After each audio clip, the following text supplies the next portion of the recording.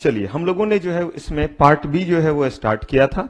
Part B basically कहता है कि कंपनी बन चुकी है। कंपनी बनाने का काम कौन सा पार्ट करता है? Part A. ये जो सब्जेक्ट है ये 3 पार्ट में है, 1 2 3 या ए बी सी।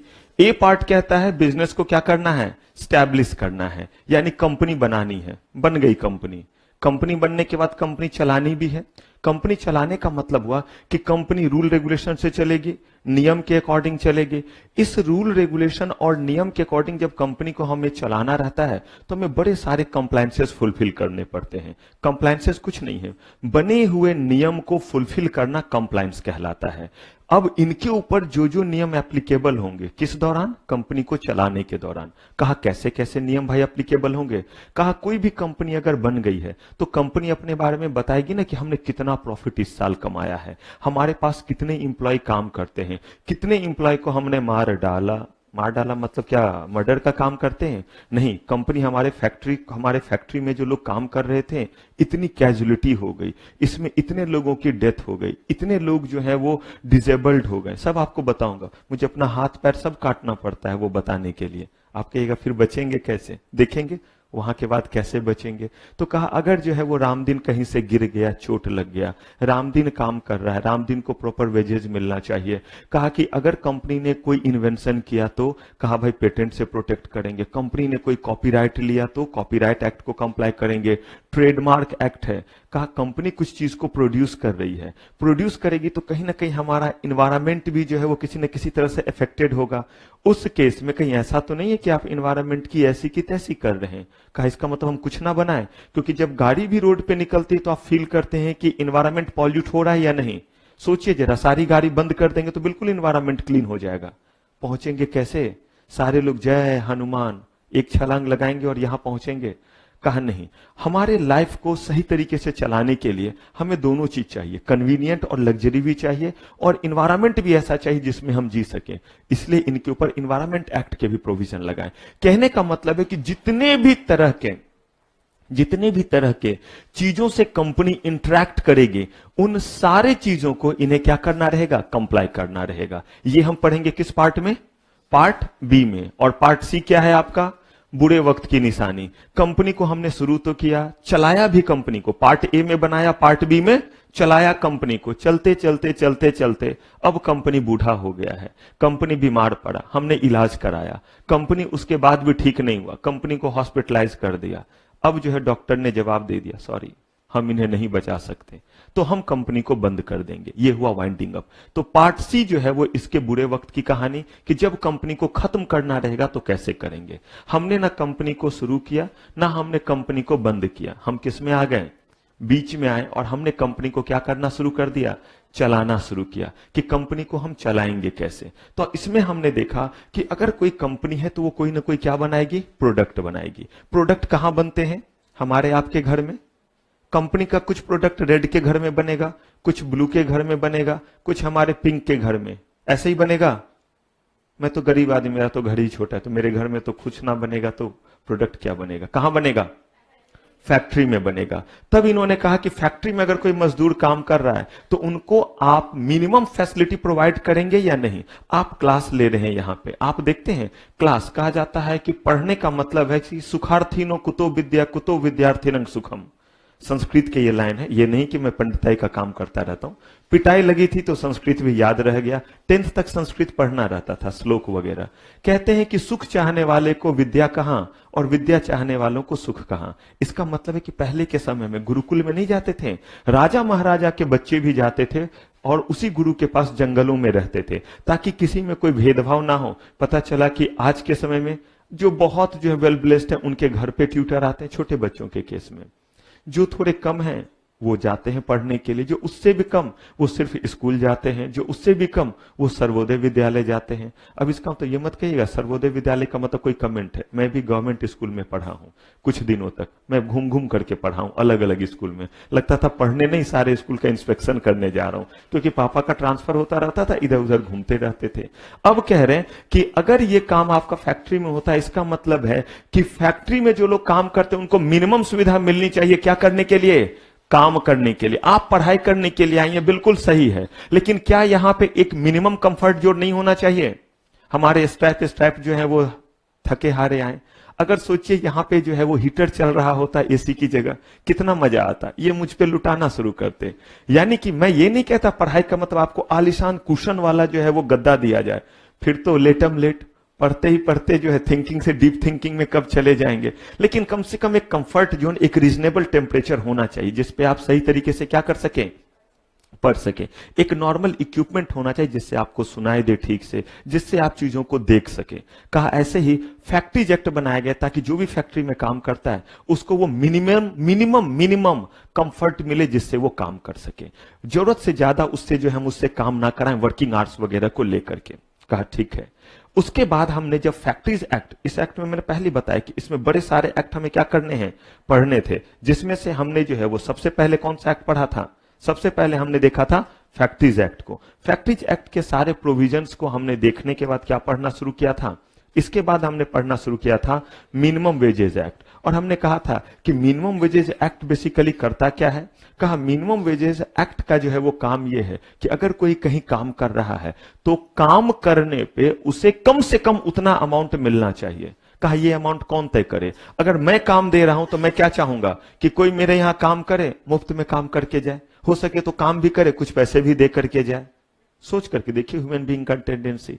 और अगर जो है वो रामदीन काम कर रहा है, रामदीन को बोले रामदीन तू बता कितने में काम चलेगा, तो बोलेगा जो भी जमीन जायदाद जो भी दिख रहा है खुद को भी बेच दो और सारा पैसा क्या करो हमें दे दो। कहा गया कि अनबाइस्ड पर्सन को लाओ। और तब गवर्नमेंट आई और गवर्नमेंट ने कहा कि हम तय करेंगे कि किस तरह के एम्प्लॉयमेंट में कितना पैसा मिलना चाहिए, क्योंकि जो लोग काम कर रहे होते हैं उनको इतना पैसा जरूर मिले कि वो भुखमरी के कगार पे ना जिए। और हमने मिनिमम वेजेज एक्ट में देखा कि किस तरीके से जो है वो मिनिमम वेजेज जो है वो तय किया जाता है। हमने देखा कि मिनिमम वेजेज देते वक्त कैसे हम ओवर टाइम वगैरह के टाइम को भी देखते हैं। और हमने यहां ये भी देखा कि अगर मिनिमम वेजेज एक्ट के अकॉर्डिंग आप वेजेज नहीं देंगे तो ये अपने आप में क्या है, ऑफेंस है, क्राइम है, और इसके लिए आपको क्या किया जाएगा, पेनलाइज। मुझे एक बात बताइए, अगर एक्ट ही ना बना हो तो क्या किसी को पेनलाइज किया जा सकता है किसी एक्ट में?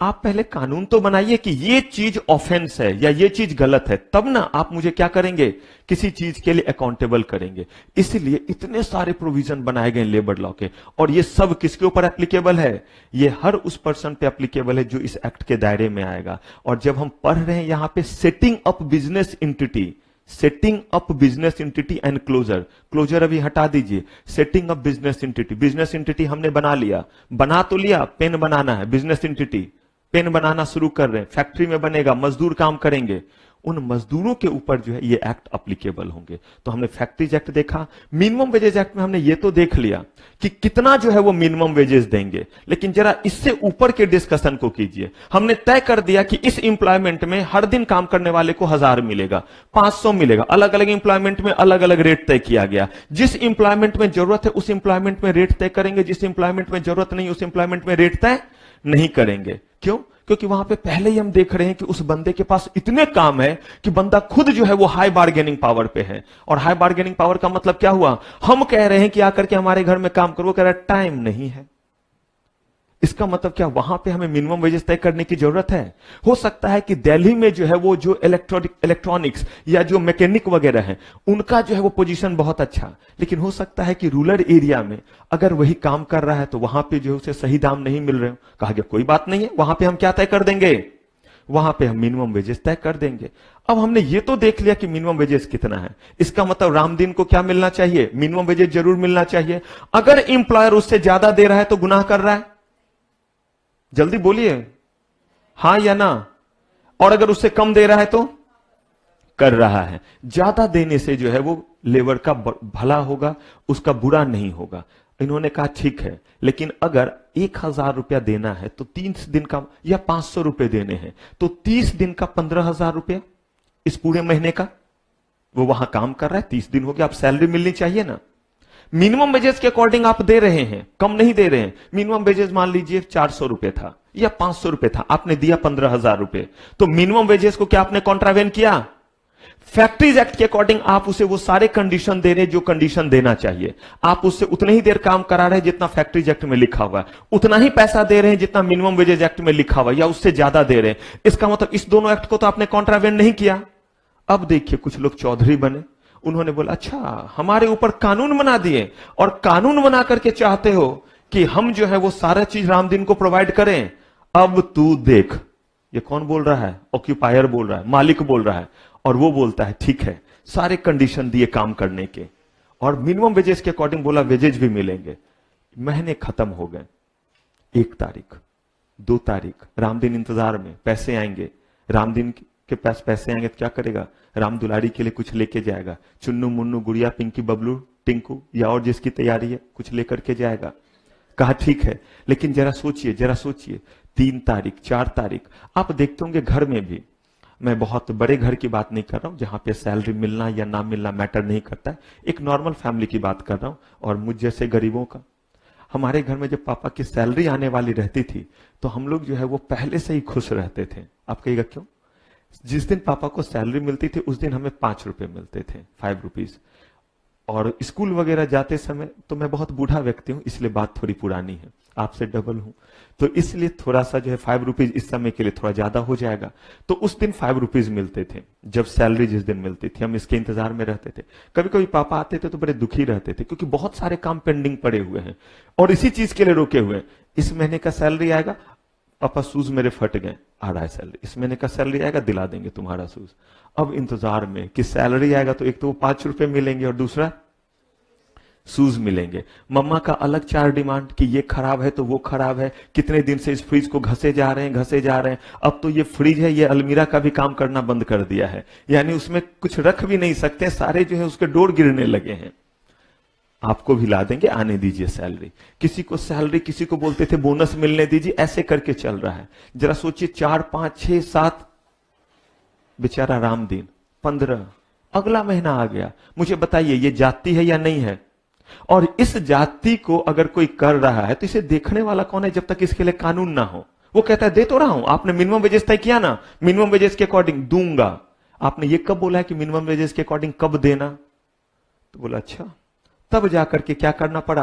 Payment of wages act. कहा कि ये एक्ट हमारा कहता है कि जो मिनिमम वेजेज मिलना है या जो वेजेज मिलना है वो आपका जो एक पर्टिकुलर टाइम में मिलना चाहिए। दूसरी बात, क्या हम उसके वेजेज से कुछ चीज डिडक्ट नहीं कर सकते हैं? कहा अनऑथराइज डिडक्शन नहीं करेंगे लेकिन रीजनेबल डिडक्शन कर सकते हैं। लेकिन क्या है अनऑथराइज और क्या है रीजनेबल? कहा ये तो अपने आप में जो है मुझे जो सूट करेगा मैं बोलूंगा ये ऑथराइज है। रामदीन हर चीज को बोलेगा अनऑथराइज। अगर मैंने उसने कुछ नुकसान कर दिया, कंपनी में फैक्ट्री में कुछ नुकसान कर दिया, ये आया नहीं 2 दिन, तो उसकी सैलरी ना काटूं मैं? अब अगर मैं काटूंगा वो तो बोलेगा नाइंसाफी है, गरीब पे जुर्म कर रहे हो। तो किसके अकॉर्डिंग क्या सही, किसके अकॉर्डिंग क्या गलत? तो बोला अकॉर्डिंग को बंद करो। और इन्होंने लिस्ट दे दिया और कहा इन चीजों को ही सिर्फ क्या कर सकते हैं आप? डिडक्ट कर सकते हैं, इसके अलावा और किसी चीज को डिडक्ट नहीं करेंगे। तो ये एक्ट यही हमें बताने वाला है। क्या बताने वाला है? कि जो वेजेज मिलना चाहिए वो वेज पीरियड के खत्म होने के कितने दिन के भीतर। जरा सोचिए, जहां पे ज्यादा लोग हो वहां पे थोड़ा ज्यादा टाइम लगेगा ना कैलकुलेट करने में। एचआर को टाइम नहीं लगेगा, ह्यूमन रिसोर्स वाले जो होते हैं, कि भाई कौन कितने दिन आया, कब ओवर टाइम किया है, कब जो है वो एब्सेंट रहा है, किसका कितना एरियर है, इन चीजों के कैलकुलेशन में भी टाइम लगेगा। और ये कैलकुलेशन कब शुरू होगा? जब हमारा वेज पीरियड क्या होगा? खत्म होगा। अगर 1 से 30 तारीख खत्म होगा तभी तो हम इस महीने का आपको तनख्वाह देंगे। तो 30 के बाद ही कैलकुलेशन करेंगे ना कि आप 30 दिन में कितने दिन आए, कब कब ओवर टाइम किया। तो क्या रीजनेबल टाइम नहीं मिलना चाहिए इंप्लॉयर को? जो मालिक है उसको टाइम नहीं मिलना चाहिए? अगर ज्यादा लोग काम करते हैं तो थोड़ा ज्यादा टाइम मिलना चाहिए, और अगर कम लोग करते हैं तो थोड़ा कम टाइम। इन्हीं चीजों को यहां पढ़ने वाले हैं। बात पता चला क्या पढ़ने वाले हैं? कुछ पढ़ा नहीं है, लेकिन हमेशा इस बात को ध्यान रखिए पढ़ने से पहले। ये नहीं कि जय माता दी, ये वाला प्रोविजन चलो रट्टा मारते हैं। अगर आप एक सेंस बना लेंगे चीजों को याद रखना आसान हो जाएगा। तभी तो मैंने आपको बताया फैक्ट्री जहां वर्कर काम करते हैं उनको वो कंडीशन दीजिए जिसमें वो काम कर पाए। मिनिमम वेजेज उसके अकॉर्डिंग उसको उतना सैलरी दीजिए जितना जो है वो एक्ट ने लिखा है, उससे कम मत दीजिए। ये एक्ट कहता है कि उनको जो वो सैलरी मिलेगी वो इतने दिन के भीतर, और इन चीजों के अलावा कोई और डिडक्शन मत करना। अगर कुछ उसका डिडक्ट कर रहे हो तो कम से कम उसको एक मौका दो अपनी क्या देने का? सफाई देने का। आइए, ऑब्जेक्टिव ऑफ दिस एक्ट। क्या अब ये चीज हमें पढ़ना पड़ेगा? ये लाइन ये ऑलरेडी हमारे कहानी में क्लियर हो गया कि इस एक्ट का ऑब्जेक्टिव क्या है? To regulate the payment of wages of certain classes of employment. एकदम यहां ध्यान दीजिएगा, certain classes of employed person. मुझे बताइए, बोलना नहीं अभी, सिर्फ सोचना है। ये सर्टेन क्लास जैसा चीज हमने किसी और एक्ट में डिस्कस किया था, बोलना नहीं है। हमने किस एक्ट में ये वर्ड यूज किया था और वहां पे क्या सेंस था इसका? क्वेश्चन रिपीट कर रहा हूं। ये सर्टेन क्लास या सर्टेन एम्प्लॉयमेंट जैसा चीज हम लोगों ने पहले भी ये वर्ड का इस्तेमाल किया है। किस एक्ट में किया है और किस चीज को बताने के लिए किया है? सोचने के लिए समय 30 सेकेंड। समय शुरू होता है अब। कोई भाईचारा नहीं, कोई बहनचारा नहीं, सिर्फ सामने की तरफ देख के बताना है। पेज पलटना नहीं है, फ्री हिट। जो जहां है वहीं रहेंगे। जिनको याद आ जाए बस हाथ उठा लेंगे। 2 हाथ मुझे बस दिखे हैं। 3, 4, 5, 6 बढ़ रहे हैं थोड़े। हाँ जी, मरून, ये हाथ मुझे दे दे ठाकुर। जो हाथ उठते नहीं वो काट दिए जाते हैं। बताइए कहां पढ़ाया है? ब्लैक? नहीं नहीं, अभी रुकिए। अच्छा, आप ब्लैक समझ बैठे, वो सबसे पीछे। आप तो मिक्स कलर हैं, आपको तो अननोन बोलूंगा, कलर नहीं समझ में आ रहा है। हाँ चलिए, अब आप बताइए। Mixed unknown colour. हाँ अच्छा ठीक है, आपकी फर्स्ट है, छोड़ दिया, माफ किया। आप जी लीजिए अपनी जिंदगी, अगले दिन से आप भी पकड़े जाएंगे। हाँ जी, ब्लू? नहीं, पिछला क्लास में आप थे। अच्छा चलिए, ग्रीन?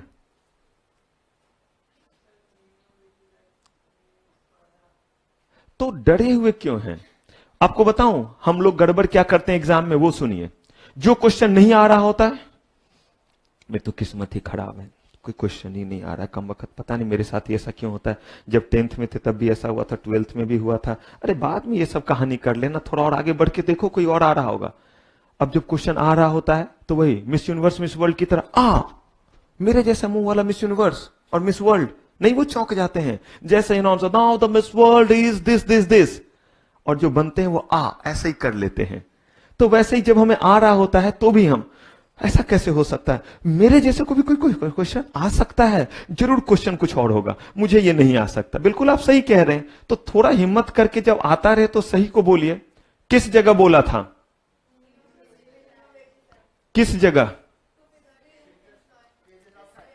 हाँ, टू फिक्स। देखिए ये छोटे से जगह, ये आपको ध्यान रखना पड़ेगा। मैंने बोला आपके एग्जाम में 30 to 40% क्वेश्चन जो है वो आपका इनडायरेक्ट पूछता है, और वो रट करके नहीं होगा, वो ऐसे ही जब आपको चीजें ध्यान रहेगी तो होगा। जरा देखिए, दिखा आपको? वो तो भला हो टेक्नोलॉजी का, वरना बच्चे तो ये भी बोल दे नहीं सर आपने बताया नहीं था, आपको ऐसा लग रहा है कि आपने बताया था। तो हमने देखिए मिनिमम वेजेस एक्ट में पढ़ा था सर्टेन एम्प्लॉयमेंट। यहां पे कह रहे हैं, यहां भी हमने जो है वो क्या वर्ड बोला वो देखिए, certain class of employment. Reason ये है कि सारे के ऊपर एप्लीकेबल नहीं है। क्यों? अगर मान थोड़ी देर के लिए मान लीजिए, वैसे तो जो है मुझे बहुत कम पैसे मिलते हैं, लेकिन मान लीजिए कि मुझे जो सैलरी या मुझे जो कोई पैसे देता है, क्या वो इस कैपेसिटी में है कि मुझे जो है वो पैसे वो ना दे और मैं हर दिन पैसा मांगता रहूं? जो डेट तय है, अगर उस डेट को नहीं मिला, टाटा गुड बाय, नहीं मिलेंगे, क्योंकि मेरा बार्गेनिंग पावर है इस समय। लेकिन जरा सोचिए आप रामदीन का, हरिया का, उसका बार्गेनिंग पावर है। अगर उसे 10 दिन लेट भी देगा तो बेचारा क्या करेगा? जो सैलरी पड़ा हुआ वो छोड़ के तो जाएगा नहीं। इसलिए यहां पे कह रहे हैं कि कुछ जगहों पे जो है ये लागू करना जरूरी है, सबके लिए लागू करने की जरूरत। CEO of Tata, managing director of Reliance, TCS, इन लोगों के साथ भी ऐसा होगा? सोच के देखिए, नहीं। इसीलिए उन्होंने बोला certain class of employed person. तो कहा इस एक्ट के जरिए हम उन क्लासेस को के लोगों का वेजेस क्या करेंगे? पेमेंट को रेगुलेट करेंगे। ये एक्ट आपका एप्लीकेबल किस किस जगह है? एनी फैक्ट्री, फैक्ट्री हमें पता है, जहां फैक्ट्री में अगर लोग काम करते वहां भी एप्लीकेबल है। रेलवे, चाहे कोई डायरेक्टली हो या थ्रू किसके हो, सब कॉन्ट्रैक्टर। ये ध्यान से समझिएगा। डायरेक्टली का मतलब है कि किसी फैक्ट्री में आप काम करने गए तो आप डायरेक्टली गए। लेकिन आपको नहीं पता है कि वैकेंसी कहां कहां है, लेकिन मुझे पता है कि कहां कहां आज काम है। आप मेरे पास आते और कहते हैं कि क्या आप काम पे लगा सकते हैं, तो मैं आपको बोलता हूं हाँ फलाने कंस्ट्रक्शन साइट पे काम है, करना है, आप कहते हैं मंजूर है। तो इस बार आप खुद से इंप्लॉयड हुए या मेरे थ्रू इंप्लॉयड हुए हैं? आप ऐसे ही देखते होंगे बड़े लेवल पे भी होता है प्लेसमेंट एजेंसी वगैरह, ये नौकरी.com और बाकी चीज है क्या नौकरी.com आपको जॉब दे रहा है? अरे वो अपने पास जॉब नहीं दे रहा है, वो जो है वो पहुंचा रहा है आपको कहां पे, जहां पे वैकेंसी क्रिएटेड है। वो एक मिडल मैन है जिसके पास लोग कह रहे हैं कि देखो मेरे पास इतने तरह के लोगों के लिए इंप्लॉयमेंट है, और दूसरा वो लोग वहां पहुंचे जो कह रहे हैं मैं इन कामों को जानता हूं। उन दोनों को मिलाने के लिए वो क्या है, एक एजेंसी है। इसके लिए भी एक एक्ट आप पढ़िएगा, contract labour regulation and abolition act, कि उसमें अगर कोई कॉन्ट्रैक्ट लेबर जाता है तो उसके साथ जाति ना हो। तो कहा या तो आप खुद जा रहे हैं तो भी, या किसके जरिए आ रहे हैं, कॉन्ट्रैक्टर के जरिए। दोनों केस में आपके जो पैसे हैं आपको समय पे क्या होना चाहिए, मिलना चाहिए। द स्टेट गवर्नमेंट में make it applicable after giving how many days notice.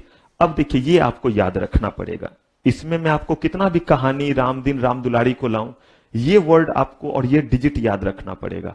और ध्यान रखिएगा, जहां बोलूं याद रखने ध्यान रखने वहां ध्यान रखिएगा। बाकी जगहों पे कुछ ऐसा नहीं कि आप भूल जाएंगे, क्योंकि ये कहानी जैसा है। लेकिन 3 महीने का नोटिस दे करके किसी भी जगह पे ये एक्ट को क्या कर सकते हैं, एप्लीकेबल कर सकते हैं। किसी भी जगह पे एक्ट को एप्लीकेबल करने का मतलब क्या होता है, वो कह सकते हैं कि आज से इस जगह इस इंप्लॉयमेंट में भी ये एक्ट क्या रहेगा, एप्लीकेबल। और वो ऐसा कब करेंगे, जब वो देखेंगे कि पहले इस तरह के काम में लोगों को सही पैसे मिल जाते थे, समय पे मिल जाते थे, अब यहां पे समय पे लोगों को पैसा नहीं मिल रहा। ये कैसे पता चलेगा, जब उनके पास कंप्लेन जाना शुरू होगा तो बोलेंगे कि हम तो इसलिए आपको इस दायरे में नहीं रखे थे क्योंकि आपके यहां तो वैसे ही जो है वो समय पे क्या हो रहा था, पेमेंट, लेकिन अब आप नहीं कर रहे तो हम आपको भी इस दायरे में क्या कर रहे हैं, रख रहे हैं।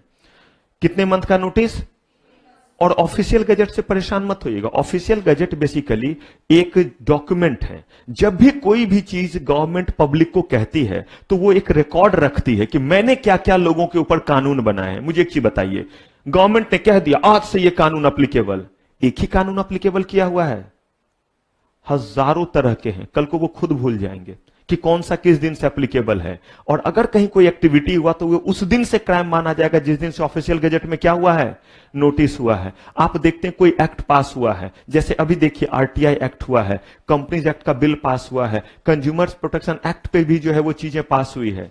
लेकिन ये इफेक्ट में कब से आएगा पता है, पास होने से सिर्फ नहीं होता है, जिस दिन ये ऑफिशियल गजट में क्या होगा, पब्लिश्ड। आप कहेंगे सर फिर बताओ ना ऑफिशियल गजट हुआ क्या।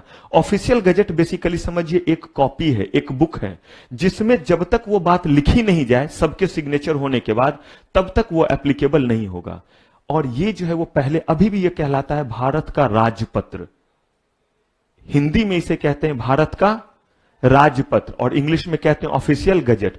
राजपत्र का मतलब समझ रहे हैं, पत्र समझते हैं, लेटर को कहते हैं।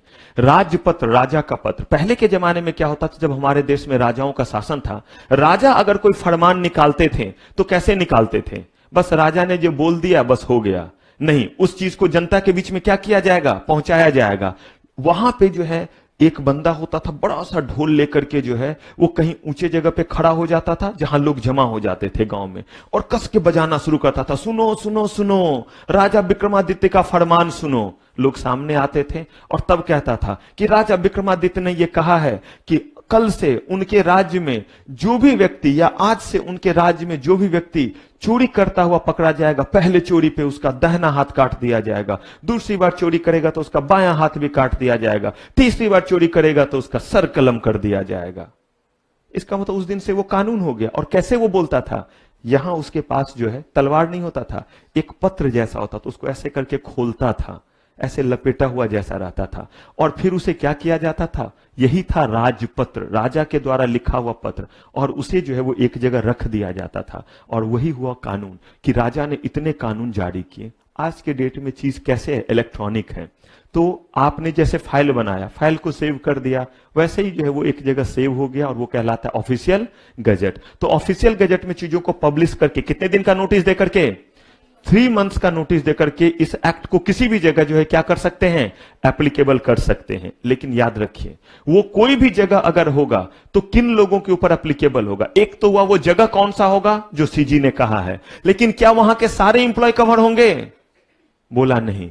उस जगह, जिस जगह सीजी ने कहा है कि ये एक्ट एप्लीकेबल है, वहां पे सिर्फ उनके ऊपर ये एप्लीकेबल होगा। देखिए गौर से, कितना अमाउंट है, shall not apply where wages is 18,000 और more। अब आपको ध्यान कहां रखना है वो देखिए, सिर्फ 18,000 पे नहीं, 18,000 और मोर रहने पे एप्लीकेबल नहीं होगा। इसका मतलब 17,999 रुपये 99 पैसे भी अगर है तो वहां क्या होगा, उसके ऊपर एप्लीकेबल होगा। मैं रामदीन मान लीजिए, अगर जो है मुझे मिल रहा है 15,000 रुपये और इस जगह ये एक्ट एप्लीकेबल है, तो मेरे ऊपर ये एप्लीकेबल होगा या नहीं। इसका मतलब मेरे वेजेस का पेमेंट आगे बताऊंगा प्रोविजन उस अकॉर्डिंग नहीं हुआ तो कॉन्ट्रावेंशन। लेकिन मान लीजिए हमारे ब्लू इसी कंपनी में चीफ एग्जीक्यूटिव ऑफिसर है, इनको मिलता है 10 लाख रुपए महीने का। मुझ गरीब को कितना मिल रहा है, अगर गलती से ये सीईओ बन गए और मैं वहां रामदीन रहा तो ये तो चुन चुन के बदला लेंगे कि सर आप क्लास में बड़े 30 सेकंड करके पूछते थे, अब आपको देते 30 मिनट और आप ये करके दिखाओ। तो क्या इनके ऊपर एप्लीकेबल होगा, इनको 1 लाख रुपए पर मंथ मिल रहा है, इनके ऊपर एप्लीकेबल होगा। गुस्सा मत कीजिएगा कि इनको 10 मुझे 1 क्यों, ऐसे ही बस आया तो बोल दिया 1 लाख, सबसे कम तो मैंने अपना ही किया। तो यहां पे कह रहे हैं कि 2 बातें, पहला उन जगहों पे जिनको सीजी ने नोटिफाई किया, अगर किसी को नहीं भी किया हुआ तो कम से कम कितने दिन का नोटिस देगा, ताकि वो ऑर्गेनाइजेशन चीजों को तैयार कर सके कि मेरे ऊपर ये एक्ट एप्लीकेबल होगा तो मुझे कुछ चीजों की तैयारी भी तो करनी पड़ेगी, शायद किसी पर्सन को अपॉइंट करना पड़ेगा, कुछ रजिस्टर मेंटेन करना पड़ेगा, इसलिए 3 महीने का टाइम देते हैं। लेकिन किनके ऊपर एप्लीकेबल होगा उस जगह, जिनकी सैलरी 18,000 रुपए से कम हो। मैंने बार बार 2 बार आपको वार्निंग दिया है, 18,000 और मोर पे एप्लीकेबल नहीं है। और हम लोग इसी जगह केस लॉ बनाएंगे, लिखेंगे वहां कि रामदीन को 18,000 रुपए मिल रहा है, उसके ऊपर कौन कौन से एक्ट लेबर लॉ के एप्लीकेबल होंगे। आप कहिएगा सर और भी एक्ट है जहां पैसे को लेकर के बात होती है, हाँ जी आगे बताने वाला हूं, बोनस ग्रेचुटी बड़े सारे हैं। कुछ जगह 21,000 रहने पे एप्लीकेबल नहीं होगा, कुछ जगह कुछ रहने पे नहीं, इसीलिए यह चीज आपको याद रखना पड़ेगा। 18,000 से कम है तो उसके ऊपर एप्लीकेबल है, 18,000 या ज्यादा है तो उस पर एप्लीकेबल नहीं है। क्लियर है ये बात, बढ़े आगे। है कॉपी सबके पास इस समय बुक, नहीं जल्दी से कॉपी कीजिए फिर, और हर कोई बुक ले लेंगे, और अगर कहीं कोई दिक्कत हो इस तरह की चीज में तो मुझे बताएं। हाँ अच्छा, तो आपको कल मिल जाएगी।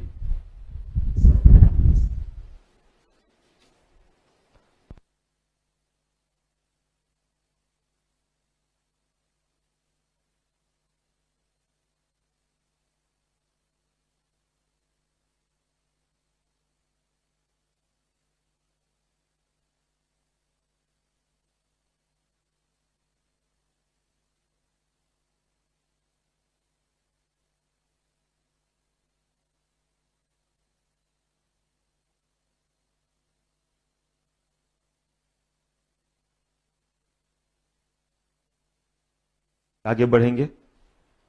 एक बार आप लोगों के पास बुक होगा तो बहुत काम आसान हो जाएगा, तब आपका सारा ध्यान सिर्फ किस पे रहेगा, समझने में। हाँ, तब जिन चीजों को मैं बोलूंगा कॉपी करने, कुछ एक्स्ट्रा चीजों को बस उसे कॉपी करेंगे।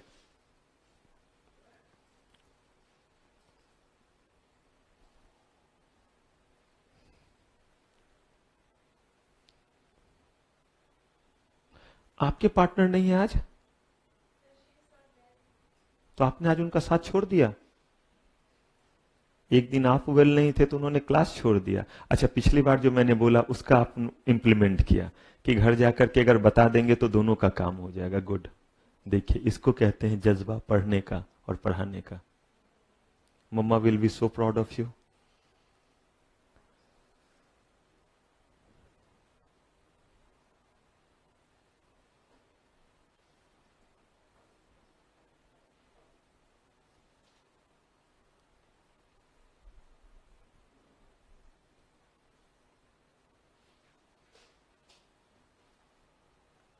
बताएंगे मुझे। डन, बढ़ूं आगे।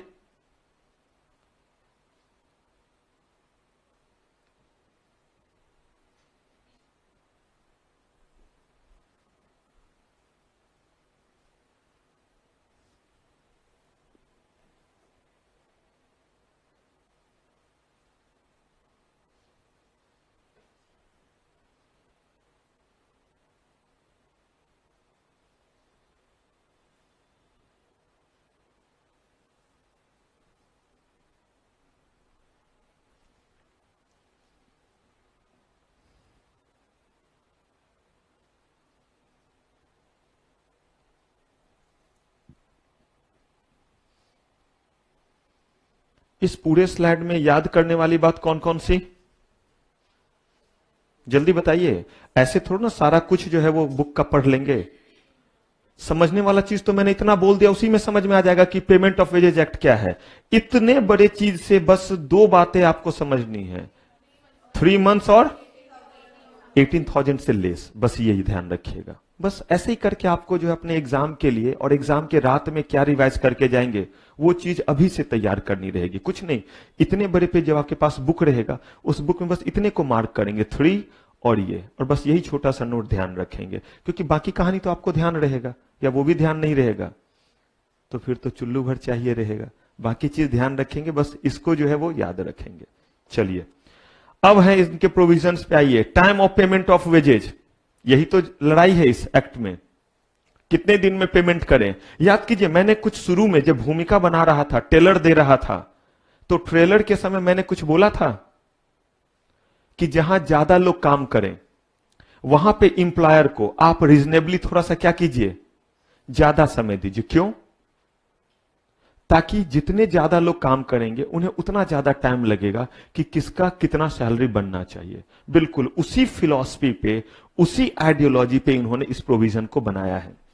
मैंने आपको एक बार भी नहीं बोला है इस सेक्शन को रट्टा मारने के लिए, क्योंकि सेक्शन आपको याद नहीं होगा। आप बोलेगा सर आप अपने जैसे स्टूडेंट के बारे में मत सोचो, हम तो 007 जेम्स बॉन्ड है। अगर आप हैं तो बड़ी अच्छी बात है, आप याद कीजिएगा, लेकिन रटिएगा मत। आप प्रोविजन याद कीजिएगा, और अगर प्रोविजन ध्यान रखने के बहाने गलती से याद रह जाए तो बड़ी अच्छी बात है, क्योंकि कुछ चीजें मैं आपको ऑफ रिकॉर्ड में बतलाऊंगा कि कैसे जो है चीजों को जब लिखते हैं तो इन सेक्शन और बाकी चीजों के कारण आपके मार्क्स नहीं कटेंगे। क्योंकि कुछ चीजें मैंने सेमिनार में आपसे डिस्कस भी किया था कि किस तरीके से रिव्यू करते वक्त गाइडलाइन दिया जाता है। करेंगे बात वो सब, थोड़ा पढ़ लीजिए तब वो बात करेंगे कि आपको क्या लिखना है और क्या नहीं लिखना और किस पे मार्क्स नहीं कटते हैं। अभी बस इतना जान लीजिए कि अगर आपने सेक्शन नहीं लिखा है, हम आपके कोई भी मार्क्स इस सब्जेक्ट में डिडक्ट करने वाले नहीं है। और ये मैं ही नहीं कह रहा हूं, ये गाइडलाइन सारे जो है कॉपी चेक करने वाले को ऑलरेडी दिया हुआ है। तो आपको ध्यान क्या रखना है कि प्रोविजन क्या है पेमेंट करने का, और इसमें गलती नहीं होनी चाहिए। कितने लोग काम करने वाले हैं, 1000 या लेस देन। प्लीज इन बातों पे जरूर ध्यान रखिएगा। मैंने पहले ही बोला है, जिस जगह आपको कंफ्यूजन होगा वहां हम केस लॉ बनाएंगे, और आपने अगर 1000 इसको पिक कर लिया तो इसका तो केस लॉ गलत हो गया। आपको क्या बोलना है वहां पे, less than 1000 person are employed shall be paid before what, expiry of 7th day of following month. इसका मतलब है इस महीने में, मान लीजिए कि अगस्त महीने में राम दिन पूरा काम किया, तो अगस्त महीने कितने दिन का होता है, वही बचपन में जनवरी फरवरी मार्च अप्रैल मई जून जुलाई अगस्त, पहाड़ और गड्ढा, तो 31 का, या कोई और तरीका है तो आप याद रखिएगा, तो 31 दिन का खत्म हो गया। अब इसके बाद अगले महीने का 1 2 3 4 5 6 7 8 9 10 चलता जाएगा। अब आपको जो है वो अगस्त का पैसा कब तक दे देना है, सितंबर के कितने तारीख तक, 7 तक दे देना है। ये टाइम इसीलिए दिया क्योंकि चीजों, इसीलिए आप सुनते होंगे कि लोग कहते हैं फर्स्ट वीक में जो है वो सैलरी आ जाएगी। हां, अगर मान लीजिए वो 1 को ही दे देते हैं तो कोई बुरा है, अगर उन्होंने 31 के रात में ही दे दिया तो। और बहुत जगह एमएनसी में ये कल्चर है कि महीने के बिल्कुल लास्ट डे जैसे ही वर्किंग आवर खत्म होता है, क्योंकि उनके पास बड़े अच्छे अच्छे टेक्नोलॉजी है जिसको कहते हैं ERP, enterprise resource planning, MIS, management information system, DSS, decision support system. जब आप वहां जाइएगा, काम कीजिएगा या ऑडिट कीजिएगा तो पता चलेगा। उसके जरिए 1 सेकेंड के बाद ही आप बटन दबा दीजिए, वो सब कुछ निकाल के दे देगा कि राम दिन कब नहाया, कब धोया, कब आया, कब गया, सब कुछ निकल के आ जाएगा। और जो छोटा ऑर्गेनाइजेशन है जहां ये टेक्नोलॉजी नहीं, वहां क्या करेगा, लाना जी वो रजिस्टर लाना, अटेंडेंस वाला कितने बजे आया था उस दिन, अच्छा उस दिन 10 मिनट लेट लाया था। अब वो 10 मिनट लेट या आधे घंटे लेट आए, ठीक है, उसके लिए पेनल्टी है आधे घंटे लेट आने पे, तो वो आधे घंटे को अलग लिखो। फिर देखो उस दिन, अरे उस दिन तो 20 मिनट ज्यादा काम किया, अब इसको सेटअप करना पड़ेगा इसके साथ, उस दिन डबल वेजेज, जिस दिन वो करता रहेगा। तभी तो जो है वो एचआर वाले जो है वो शुरू के 10 दिन उनके बाल लगता है खड़े हैं, उसके बाद आराम से बाल सोया रहता है, क्योंकि फिर उन्हें काम नहीं है, क्योंकि काम खत्म हो गया। और ये चीज कहीं कुछ नहीं करना है। सॉफ्टवेयर में जिस समय आप आए, बस मशीन डाला, बायोमेट्रिक डिवाइस लगे हुए हैं, टाइम पंच हो गया, फिर आप जा रहे हैं, टाइम पंच हो गया, बात खत्म। आपने ओवर टाइम किया है तो खुद मशीन बता देगा कि आपने क्या किया ओवर टाइम, क्योंकि इन टाइम दिया हुआ है, आउट टाइम दिया हुआ है, वर्किंग आवर आपका तय किया हुआ है हर एम्प्लॉय के साथ। हो गया, आपका सारा सैलरी निकल करके आ जाएगा। लेकिन किसी भी स्तर पे कितने ज्यादा नहीं होना चाहिए। अगर आपकी इच्छा हो सर, अगर हो गया तो, लेट से मिला तो उसी तो के लिए तो हम पेनल्टी लगाएंगे। तो देखेंगे पहले पेनल्टी पढ़ लें या पहले प्रोविजन पढ़ लें। पहले प्रोविजन देख लेते हैं। लेकिन अगर कहीं काम करने वालों की संख्या कितनी है, अब इसमें उन्होंने बोला कि भाई अगर कहीं 1000 है तो क्या होगा, क्योंकि आप खुद देखिए एक जगह लिखा हुआ है लेस देन और एक जगह लिखा हुआ है, क्या ऐसा नहीं हो सकता कहीं काम करने वालों की संख्या एग्जैक्टली 1000 हो, हां या ना? हो भी सकता है, संख्या ये बोला अगर ऐसा होगा तो आप इसी दायरे में कंसीडर किए जाएंगे। यानी किसके फेवर में ये दे दिया, एम्प्लॉयर के फेवर में, ताकि आपको कैलकुलेशन में दिक्कत ना हो। लॉ में ये नहीं लिखा था, उन्होंने गलती से जो है वो जब बनाया तो एक में लेस लिख दिया, एक में क्या लिख दिया, मोड लिख दिया। आप एक्ट जब देखेंगे, सेक्शन देखेंगे तो आपको दिखेगा। लेकिन फिर उन्होंने क्लैरिफिकेशन दे करके इसको इन कराया। ठीक है, तो अगर 1000 से क्या है ज्यादा है तो कितना समय हमें मिला, तो 10th जो है वो सितंबर का या अक्टूबर का? अरे भाई अगस्त के लिए सितंबर और सितंबर महीने के लिए अक्टूबर। क्लियर है ये? चलिए, वेजेस टू बी पेड किसमें पे करें?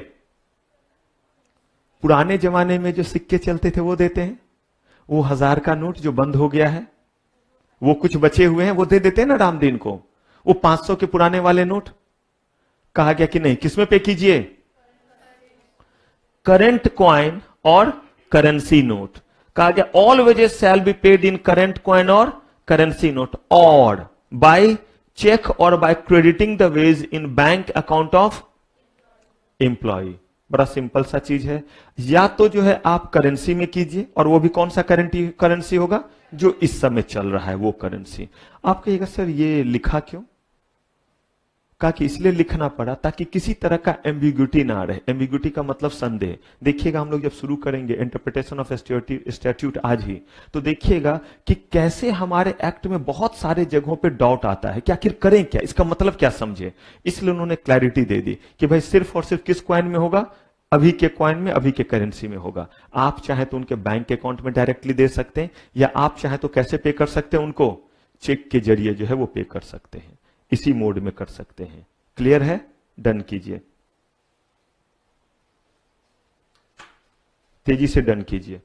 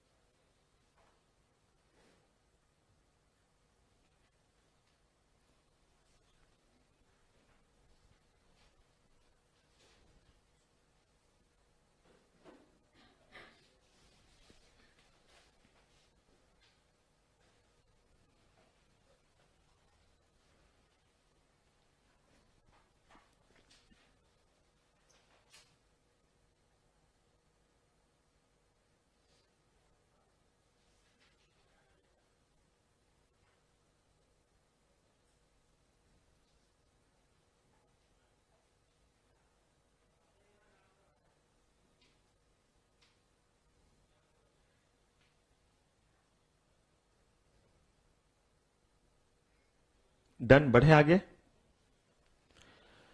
अब इसमें क्या ध्यान रखिएगा इस पूरे स्लाइड में, लेस देन 1000 कितने दिन में।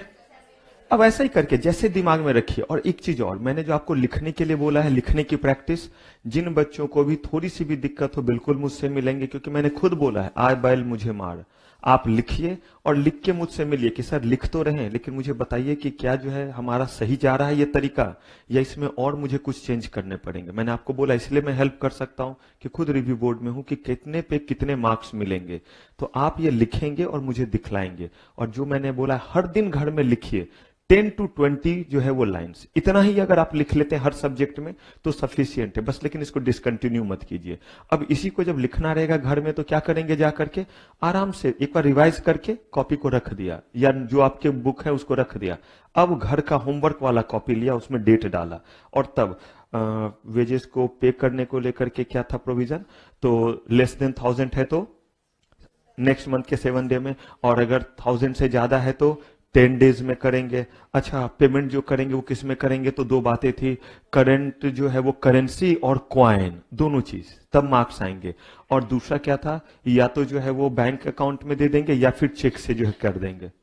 ऐसे करके अगर आप करेंगे तो यकीन मानिए आप इंतजार कीजिएगा कि किस दिन एग्जाम आएगा और एग्जाम देना है। कोई बर्डन नहीं आएगा। उसके बाद बिंदास आप जो है वो घूमिए, खेलिए, ऐश मौज कीजिए। आप नहीं घूमेंगे तो क्या मेरे जैसा बूढ़ा व्यक्ति घूमेगा।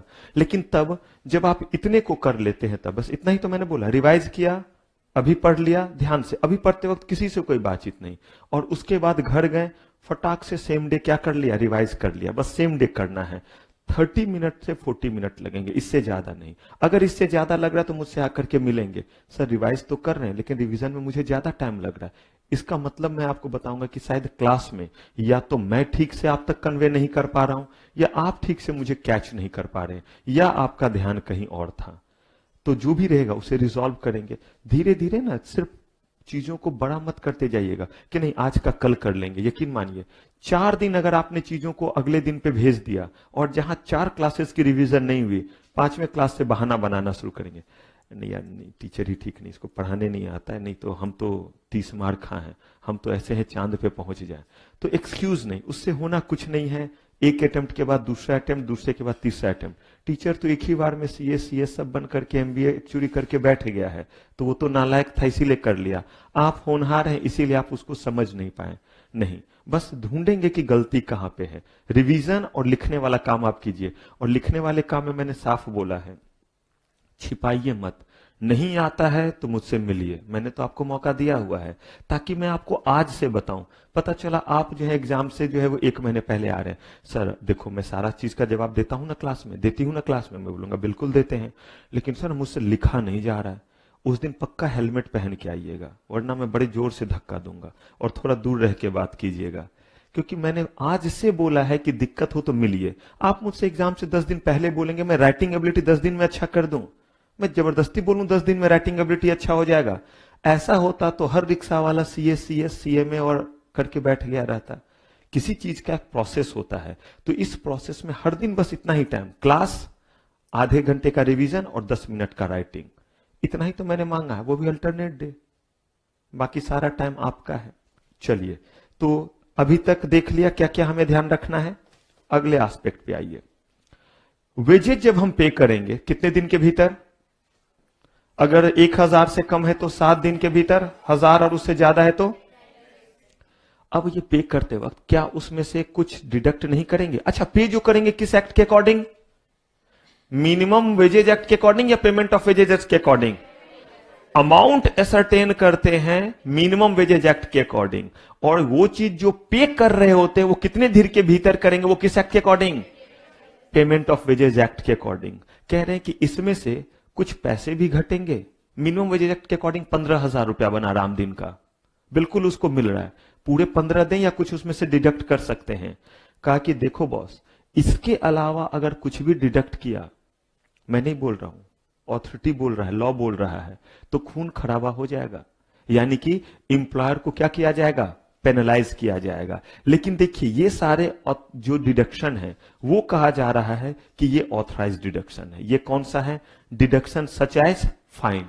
आपके जो है वो इंप्लॉयर स्टैंडिंग ऑर्डर एक्ट में लिखा हुआ है, वो आपको नहीं पढ़ना है। ये हुआ कि किसी भी जगह जब आप काम करते हैं, लेबर लॉ के 16 एक्ट आप पढ़ रहे हैं, इतने ही नहीं है, बड़े सारे प्रोविजन है। जब हम लोग ऑडिट के लिए जाते हैं तो कहा जा रहा है कि अगर कोई कहीं काम करता है तो वहां का एक प्रोटोकॉल होता है, कितने बजे आएंगे, कितने बजे जाएंगे, एक टाइम होता है।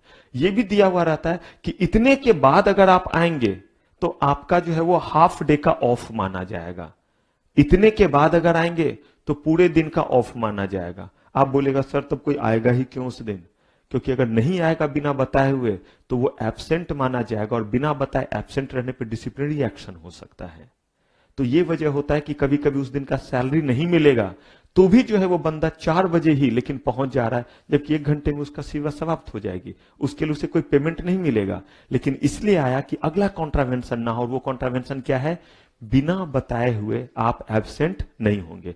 देखिए, एक्सेप्शनल सर्कमस्टांसेस अलग जगह है, पर हो गया, मैं मर रहा हूं, इधर लोग मेरे लिए ब्लड और बाकी चीज का इंतजार कर रहे हैं, और मुझे होश आए तो मैं बोलूं कुछ नहीं, ब्लड हटाओ, सब चढ़ाना बंद करो, सबसे पहले कॉल करने दो या मुझे मेल करने दो, टेक्स्ट करने दो।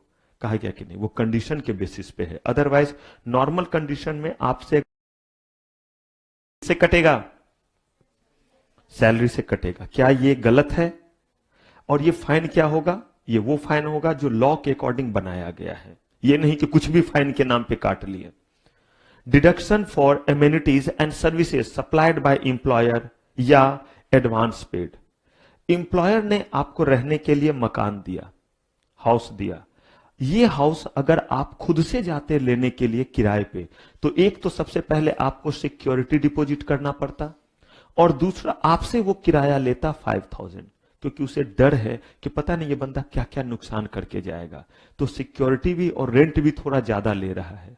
लेकिन यही अगर आपका जो है वो एम्प्लॉयर आपके लिए इंतजाम कर दे, उसने एक बड़ी से जो है वो जगह को जो है वो आपके लिए हायर कर लिया, आप लोग वहां रहते हैं, और ये आपके जो फैक्ट्री से बहुत नजदीक है या वर्क प्लेस से बहुत नजदीक है, और उतने नजदीक के एरिया में आपको खुद से नहीं मिलेगा, क्योंकि उस जगह पे वो बिना किसी जो है वो खास तरह के गारंटर के नहीं देते हैं। मान लीजिए कोई ऐसा इलाका है, बहुत सारे इलाके में आप देखिएगा, आप रेंट लेने के लिए जाइए, नहीं मिलेगा जब तक वहां के ही कोई लोग आपको इंट्रोड्यूस नहीं करते हैं। कहा ऐसे केस में अगर एम्प्लॉयर ने आपको मकान दिला दिया तो क्या कोई गुनाह किया? अगर वो कह रहा है कि 4,000 रुपए देने होंगे, तो अच्छा किया या बुरा किया? कह रहा है कि no security deposit, we are taking care of those all, हम सिक्योरिटी डिपॉजिट देंगे, या आप हमारे एम्प्लॉय हैं तो हम उसका ध्यान रखेंगे। मुझे बताइए अच्छा है या बुरा? आप कहिएगा सर सिक्योरिटी डिपॉजिट ही तो है, जाते वक्त तो मिल जाएगा, लेकिन मुझे एक चीज बताइए, अगर ये सिक्योरिटी डिपॉजिट बैंक में रख देंगे तो उस समय उस पर आपको इंटरेस्ट मिलेगा या नहीं, या बुरे वक्त में आपके काम आएगा या नहीं? तो कहीं ना कहीं तो बेनिफिट ही प्रोवाइड कर रहा है। अगर इसके लिए वो हर महीने 15,000 में से 4,000 काट रहा है, आपका मिनिमम वेजेस के अकॉर्डिंग मिल रहा है, लेकिन आपको वो 11 दे रहा है,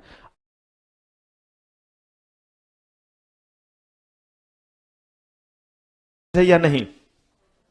ऑथराइज है। ओवर पेमेंट ऑफ वेजेस, किसी महीने में आपको से ज्यादा पे कर दिया गया, तो क्या अगले महीने में उसको सेटअप किया जा सकता है? Loan granted for house building और अदर पर्पस, आपके एम्प्लॉयर ने आपको जो है वो लोन वगैरह प्रोवाइड किया, अच्छा किया बुरा किया? आपकी जरूरत थी तो आपको लोन दिया, जो भी उसका इंटरेस्ट या जो भी चीज बने वो पे कर रहा है, आपसे वो हर महीने थोड़ा थोड़ा अमाउंट करके ले रहा है, क्या ये डिडक्शन अलाउड है? इनकम टैक्स पेएबल, अब आपको बताना है, सीधे नहीं बताना है, पहले सोचना है। यहां पे कह रहे हैं कि इनकम टैक्स पेएबल की अगर हम बात करें तो इनकम टैक्स पेएबल का मतलब क्या हुआ? आप सोचिए यहां कि आपके बदले में इनकम टैक्स, हमें तो यह पता है कि जो इनकम कमाता है वो टैक्स पे करता है, तो वो तो राम दिन पे करेगा ना, उससे डिडक्ट कर लिया गया सैलरी से। समय 30 सेकेंड सोचने के लिए कि ये सेंस क्या दे रहा है इनकम टैक्स डिडक्टेबल। जो सोच लेंगे लगेगा आंसर है तो हाथ उठाएंगे, और हाथ उठाने में कोताहिल नहीं करेंगे, कम से कम मुझे तो पता चले आप कितने पानी में हैं। रीजन, गलती से मैं प्लेसमेंट विंग में भी हूं, मिलूंगा आपसे, Reebok, Nike, ONGC, Damodar valley corporation, तो वहां पे मैं नहीं पहचानूंगा आपको। तो पता तो चले कि आपको आता क्या है, कहां आप कर सकते हैं ट्रेनिंग। क्योंकि मैंने आपको बोला था उसमें भी हम लोग असिस्ट करते हैं, जिन जगहों पे हम लोग हैं वहां पे कोई भी अगर किसी भी तरह का जो है अगर ट्रेनिंग के लिए आप इंटरेस्टेड रहते हैं, लेकिन पहले उसके लिए जल्दी जल्दी पास तो करते जाइए।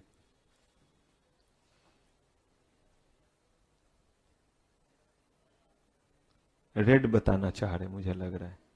हाँ जी रेड।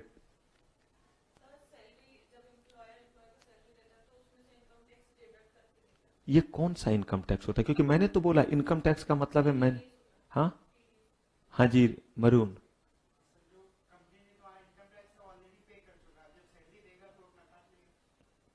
नहीं वो कौन सा, सही कह रहे हैं, टीडीएस कहते हैं उसे, टैक्स डिडक्टेड एज सोर्स, इसका नाम है अब पढ़िएगा इनकम टैक्स, जब आपको पढ़ाया जाएगा तो आप डिटेल में पढ़ेंगे। जब भी कोई, ध्यान से सुनिए, जब ये रूल है, जब भी कोई किसी को पे करेगा एक सर्टेन अमाउंट से ज्यादा, जैसे मान लीजिए कि मैं, मान लीजिए कि आपको पे कर रहा हूं, आप मेरे कंपनी में काम कर रहे हैं, मान लीजिए आपकी सैलरी 30,000 रुपए, मिनिमम वेजेस एक्ट को छोड़िए, नॉर्मल बात कर रहे हैं, तो ऐसे में मैं आपको 30,000 नहीं दूंगा। 30,000 के अकॉर्डिंग पूरे साल में जो टैक्स होता है वो आप मुझे बता दीजिए। आपने अगर LIC वगैरह किया हुआ है तो वो माइनस कर देंगे। अगर मान लीजिए कि 30,000 आपको मिला तो पूरे साल में 3,60,000 होगा ना भाई, 12 3 36, तो एक महीने का 30,000 तो 12 महीने का 3,60,000। अब जो है वो 3,60,000 आपको मिल रहा है, आपने कोई पॉलिसी वगैरह नहीं लिया है, ATC ATU कोई डिडक्शन नहीं है। अगर मान लीजिए कि 2 लाख के बाद पे लग करना पड़ता है, तो अब उस 1,60,000 पे कितना टैक्स बनता है? जितना बनता है उसका जो है मैं 12 पार्ट करके मैं पे करता रहूंगा। ये बोला गया है एम्प्लॉयर को। क्यों बोला गया है पता नहीं, महीने खत्म होने के बाद, पूरे साल खत्म होने के बाद ये करें या ना करें। इसीलिए कभी कभी क्या होता है, TDS अगर ज्यादा वो जमा कर देते हैं तो जब आप ITR फाइल करते हैं तो आपको उस पर क्या मिल जाता है, रिफंड मिल जाता है। आप अगर ज्यादा उसने दे दिया तो आप उसका क्या ले सकते हैं, रिफंड। मान लीजिए कि उन्होंने पैसे जो है वो पूरे डाल दिए, कितने डाल दिए, मान लीजिए 5 लाख पे किया और 50,000 जमा कर दिया 10% के रेट से, लेकिन इसमें तो 2 लाख ऐसा भी होगा जिस पे टैक्स नहीं लगेगा। अगर आपने जो है वो 1.5 लाख का पॉलिसी वगैरह ले लिया है तो उस पर भी टैक्स नहीं लगता है। 25,000 का आपने जो है वो इंश्योरेंस ले लिया, मेडिकल इंश्योरेंस, उस पर भी नहीं लगता है। जो आपको सेविंग अकाउंट में इंटरेस्ट आ रहा है उसके भी कुछ पैसे, बहुत डिटेल में पढ़िएगा, तो उसने तो सब पे ले लिया 10%, जबकि हमें इन चीजों पे तो देना ही नहीं था। कोई बात नहीं है, वो पैसे आपको मिलेंगे और उस पे जो है वो इनकम टैक्स जो है ऑफिस जो है वो इंटरेस्ट के साथ पे करती है। अगर आपको फटाक से रिफंड नहीं आया तो उस डेट के बाद जो पैसा आएगा वो खुद उस पे इंटरेस्ट लगा के देती है। तो इसलिए उन्होंने काटा है। तो क्या ये ऑथराइज है या unauthorise? In pursuant of order of the court, court ने ऑर्डर दिया कि रामदीन ने इस तरह का कॉन्ट्रावेंशन किया था और उनके एम्प्लॉयर को बोला कि इनके वो पैसे कोर्ट में जमा करो क्योंकि इनके कारण किसी को नुकसान हुआ है, हम उसे ये पैसा देने वाले हैं। अगर कोर्ट ने ऑर्डर दिया तब उसने डिडक्ट किया, ऑथराइज कहेंगे या अनऑथराइज? ऑथराइज कहेंगे। PF कॉन्ट्रीब्यूशन पढ़ाऊंगा, ये एक्ट आपको पूरा का पूरा पढ़ना है, provident fund and miscellaneous provision act. PF के अकॉर्डिंग रामदीन के कुछ पैसे जो है वो खुद जो है वो एम्प्लॉयर डिडक्ट करता है और कुछ पैसे एम्प्लॉयर और अपनी तरफ से मिला करके रामदीन के एक खास अकाउंट में जमा कर देता है जिसका नाम है प्रोविडेंट फंड अकाउंट। ये अकाउंट का पैसा रामदीन को ही काम आना है। मतलब अगर मान लीजिए कि रामदीन को मिलता है 10,000 रुपए, तो उसको कहा कि आप जो है वो 10% दो। एग्जाम्पल दे रहा हूं, आप 10% दो, यानी कि रामदीन को आपने 10,000 नहीं दिए महीने के, कितने दिए? 9,000, क्योंकि उसके 1,000 आपने क्या कर दिए, PF अकाउंट में जमा कर दिया। उतना ही नहीं, हर महीने इंप्लॉयर भी उसमें 1,000 डाल रहा है। अगर आप इफेक्टिवली देखें तो रामदीन को 9,000 मिला, लेकिन अगर रियल सेंस में देखें तो रामदीन को कितनी सैलरी मिली? 11,000। आपके तो 10 ही बनते थे, तो ज्यादा मिला या कम? ये एक्ट में प्रोविजन किया हुआ है ताकि अगर रामदीन को बुरे वक्त में पैसे की जरूरत हो, क्योंकि उनको तो जो पैसे मिलते वो तो कमाते हैं और खर्च हो जाता है, कहां से आएगा पैसा अगर कभी इमरजेंसी आ गया तो? गवर्नमेंट ने रूल बनाया है और बोला है कि नहीं रामदीन, तुझे पैसे उतने कटवाने ही पड़ेंगे। कभी कभी लॉ हमारे ही बेनिफिट के लिए होता है। आप कहेगा सर ये कौन सा बेनिफिट है, बंदे को 10,000 मिलना चाहिए, आप कह रहे हैं बंदे को कितना देंगे? 9,000 देंगे। मुझे एक चीज बताइए, जब आप छोटे थे या अभी भी अगर करते हो तो अलग बात है, बचपन में मुझे बस एक ही चीज करने की इच्छा होती थी, या कहिए कि हर चीज करने की इच्छा होती थी एक चीज छोड़ करके, वो था पढ़ाई। पढ़ाई मत करो, बाकी जितना जो है वो बेल्लागिरी करवाना है करवा लो, कोई बात नहीं है। गेहूं सुखा रहे हो धूप में, कोई बात नहीं, मैं धूप में रहूंगा, देखता रहूंगा कि कबूतर गंदा तो नहीं कर रहा है गेहूं को, ये भी कर सकता हूं। दिन भर खेल रहे, सब कुछ कर रहे हैं, पापा आते थे बजाते थे तब पढ़ने बैठते थे। इसका मतलब है उस समय, सही बता रहा हूं, पापा को देखता था और अमरीशपुरी की याद आती थी, और मम्मा को देखता था निरुपमा राय की, कि खुद रो लेगी लेकिन जो है वो हमें कुछ नहीं बोलेगी। इसका मतलब क्या है कि उस समय सही में बोलूं, जब बहुत पिटाई लगती थी ना, तो सोचता था जो मेरे बदमाश दोस्त लोग हैं ना, छोटा था, वो सारे 5-6 दोस्त मिलकर अगर धो देते ना पापा को, कितना मजा आता। इतना तक गुस्सा आता था जब पिटाई लगता था। और मैं अभी ये गुस्सा फील कर सकता हूं कि कैसा होता होगा अगर मैंने बिटिया को अपने डांट दिया, 5-6 साल की ही है, एक पैर पे नाचते हुए, इतने तो आता था कि आप जो है वो अभी NIRC में ही होते, अभी क्लास में ही होते, जल्दी याद आते हैं एक दिन और मुझे तंतरते रहते हैं। नाच रही है एक पैर पे, उछल उछल, पूरा रो भी रही है और ये भी घूम रही। सोचिए कितना गुस्सा। और कभी कभी तो कूदेगी गुस्से में कि जैसे वो मुझे पीट डाले। अगर मैंने एक चला दिया तो फिर तो पूछिए ही मत, उसका जी चाहता होगा कि कच्चा चबा जाऊं पापा को। और अगर आप देखेंगे और उस समय और थोड़ी हंसी लग जाती है, पकड़, अरे बेटा गलती हो गया। और अगर आपने ये बोल दिया कि बेटा गलती हो गया, फिर तो आप गए, फिर तो अब उसको और आधा घंटा लगेगा चुप कराने में। लेकिन अगर आप और स्ट्रिक्ट हो गए, नाटक बंद करो, चलो पढ़ने बैठो, पढ़ने के लिए बैठ गए। इसका मतलब है कभी कभी रेगुलेटरी बॉडी को हमारे लिए क्या होना पड़ता है, स्ट्रिक्ट होना पड़ता है। वरना रामदीन अपना ये 10,000 लेके जाएगा और 1,000 वो जमा नहीं कर पाएगा। लेकिन देखिए क्या फायदा है, 2,000 ये है, इस पे हर महीने का जो इंटरेस्ट बनेगा, गवर्नमेंट इंटरेस्ट भी देगी ये 2,000 पे, और वो इंटरेस्ट भी किसका होगा, वो रामदीन का होगा। फिर अगले महीने भी 2,000 डालेंगे और इस महीने का इंटरेस्ट जो है वो भी ऐड होगा। अगले महीने 4,000 पे इंटरेस्ट, और इस बीच जो 2,000 पे इंटरेस्ट हुआ है। अच्छा है रामदीन के लिए या नहीं? इसीलिए जो है इसको ऑथराइज किया। या कोई भी कोऑपरेटिव सोसाइटीज यानी वेलफेयर के लिए, उसके ही वेलफेयर के लिए अगर खर्चे हुए हैं, ऑथराइज्ड है। Premium for life insurance, Ramdeen ने बोला कि मेरा LIC एक ले लीजिए और मेरे सैलरी से ही वो जाता रहेगा। तो बताइए रामदीन को आपने कंफर्ट दिया या नहीं? उतना पढ़ा लिखा नहीं है, वो उतने अच्छे से इंटरेक्ट नहीं हो पाएगा, और डॉक्यूमेंट वगैरह, क्योंकि सबसे ज्यादा प्रॉब्लम होता है कोई भी जो इंश्योरेंस पॉलिसी के साथ, आपने इंश्योरेंस तो ले लिया, लेकिन जब उसके रियल यूज करने की बारी आती है, मतलब मान लीजिए कि मैंने लाइफ इंश्योरेंस लिया, तो मेरे जीते जी कभी इसका इस्तेमाल होगा? अगर मैं मरा नहीं तो वो जो हर महीने जा रहे हैं, साल का जो 30,000 जा रहा है वो वेस्ट जाएगा। लेकिन अगर मर गया कल ही, तो मेरे जीते जी लोग खुश नहीं होंगे, लेकिन मरने के बाद करोड़ों मिलेगा तो जरूर खुश होंगे कि अच्छा हुआ जल्दी चला गया, क्योंकि ऐसे तो टुकड़े टुकड़े में पैसे आ रहे थे, अब क्या हो गया, एक ही बार में आ गया। ये ठीक है कि कभी भी आप इंसान की कमी पूरा नहीं कर सकते, बट पैसे की बहुत ज्यादा रिक्वायरमेंट रहती है। जरा सोचिए, अगर उस समय डॉक्यूमेंट प्रॉपर नहीं है, तो आप सुनते होंगे कितने बार नॉमिनी भटक रहे हैं, तो ये गड़बड़, तो ये डॉक्यूमेंट गड़बड़, कितने बार न्यूज वगैरह में आता रहता है कि एक तो बंदे की डेथ हो गई और अभी तक उसका जो है लाइफ इंश्योरेंस वगैरह का भी पैसा नहीं आया है। मदद वो कर रहे हैं और डायरेक्टली जो है आपके कंपनी से जा रहा है, क्योंकि वहां पे इन चीजों को देखने के लिए HR टीम है, तो इसीलिए जो डॉक्यूमेंट की गड़बड़ी नहीं होगी। अच्छा है रामदीन के लिए, बुरा कर रहे हैं। Contribution to any fund constituted by employer, employer का मतलब जो काम दे, और trade union, recovery of losses, ESI contribution. घबराइएगा नहीं, ये सब एक्ट बताने वाला हूं। ESI कंट्रीब्यूशन इसका मतलब है किसी एक्ट के अकॉर्डिंग आपके भलाई के लिए कुछ पैसे डिडक्ट करके रखने हैं, वो पैसे बस उन्होंने डिडक्ट किया है। तो कहा गया कि ये किस कैटेगरी में नहीं आता है, अनऑथराइज डिडक्शन के कैटेगरी में नहीं आता है, और ये सारे डिडक्शन क्या किए जा सकते हैं, किए जा सकते हैं। क्लियर है? अब आप देखिए, आपसे इस यहां पे कितने तरह का क्वेश्चन पूछ सकता है, बड़े ध्यान से चीजों को समझिएगा। चीज आसान हो या टफ, आपके कोर्स में तो आपको क्या करना है, समझना है, और ऐसे समझना है कि हर एक चीज आपको ध्यान में रहे। मैंने आपको बोला चीजों को समझने के बाद थोड़ा किडनी लगाइए कि इससे क्वेश्चन किस तरह का पूछ सकता है, क्योंकि अगर आपने ये दिमाग अभी नहीं लगाया और एग्जाम में अगर आ गया तो आपके लिए धप्पा होगा। क्यों? क्योंकि आपने तो सोचा है कि राइट शॉर्ट नोट्स में पूछ सकता है कि what kind of deduction can not be made या what kind of deduction can be made under payment of wages act. हो सकता है आपने इतना ही सोचा होगा, लेकिन मैं आपको एक और विजन दे रहा हूं और मैं आपको कह रहा हूं कि सिचुएशन लिख देगा, नाम लिख देगा कि फलाने फलाने कंपनी में काम करता है, इतने इतने पैसे उसके डिडक्ट किए गए। अब बताइए कि क्या डिडक्शन ऑथराइज है और कौन सा अनऑथराइज है। मुझे बताइए, याद तो इसी बात को रखना है, लेकिन रिप्रेजेंट करने का तरीका बदलेगा या सेम ही रहेगा, या सेम रहेगा।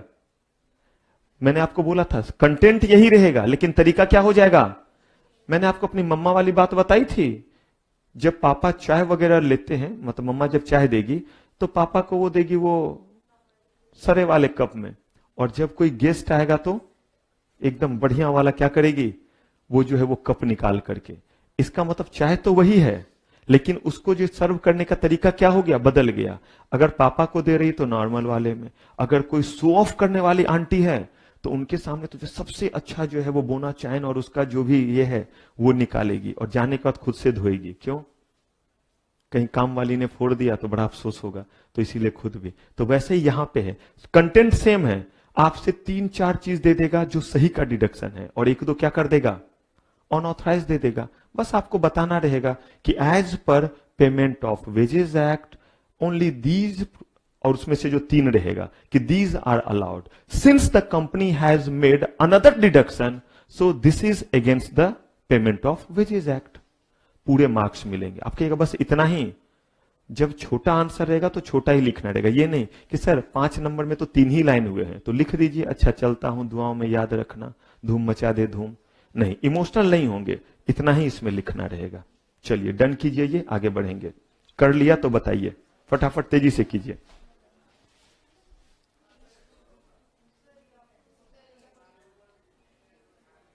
उसको बंद करना है।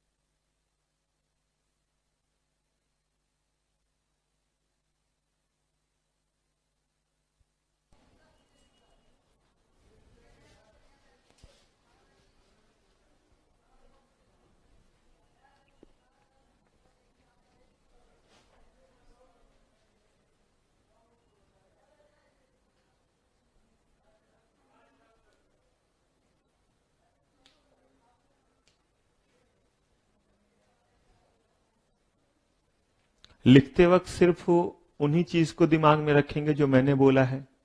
कहीं भी किसी तरह की कोई प्लानिंग नहीं कि चलो घूमने चलेंगे इसके बाद, या फिर ये करेंगे।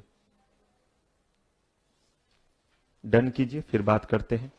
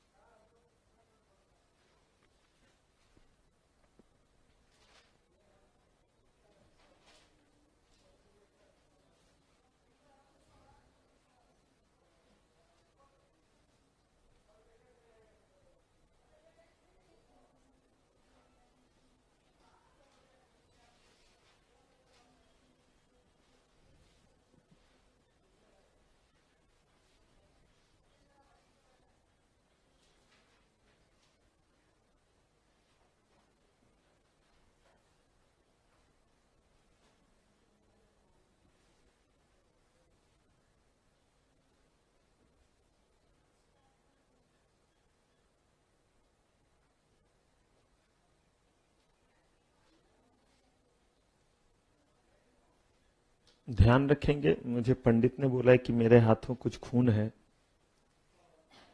तो इसीलिए जो है वो तो मेरे हाथों में कुछ खून वगैरह लिखे हुए हैं।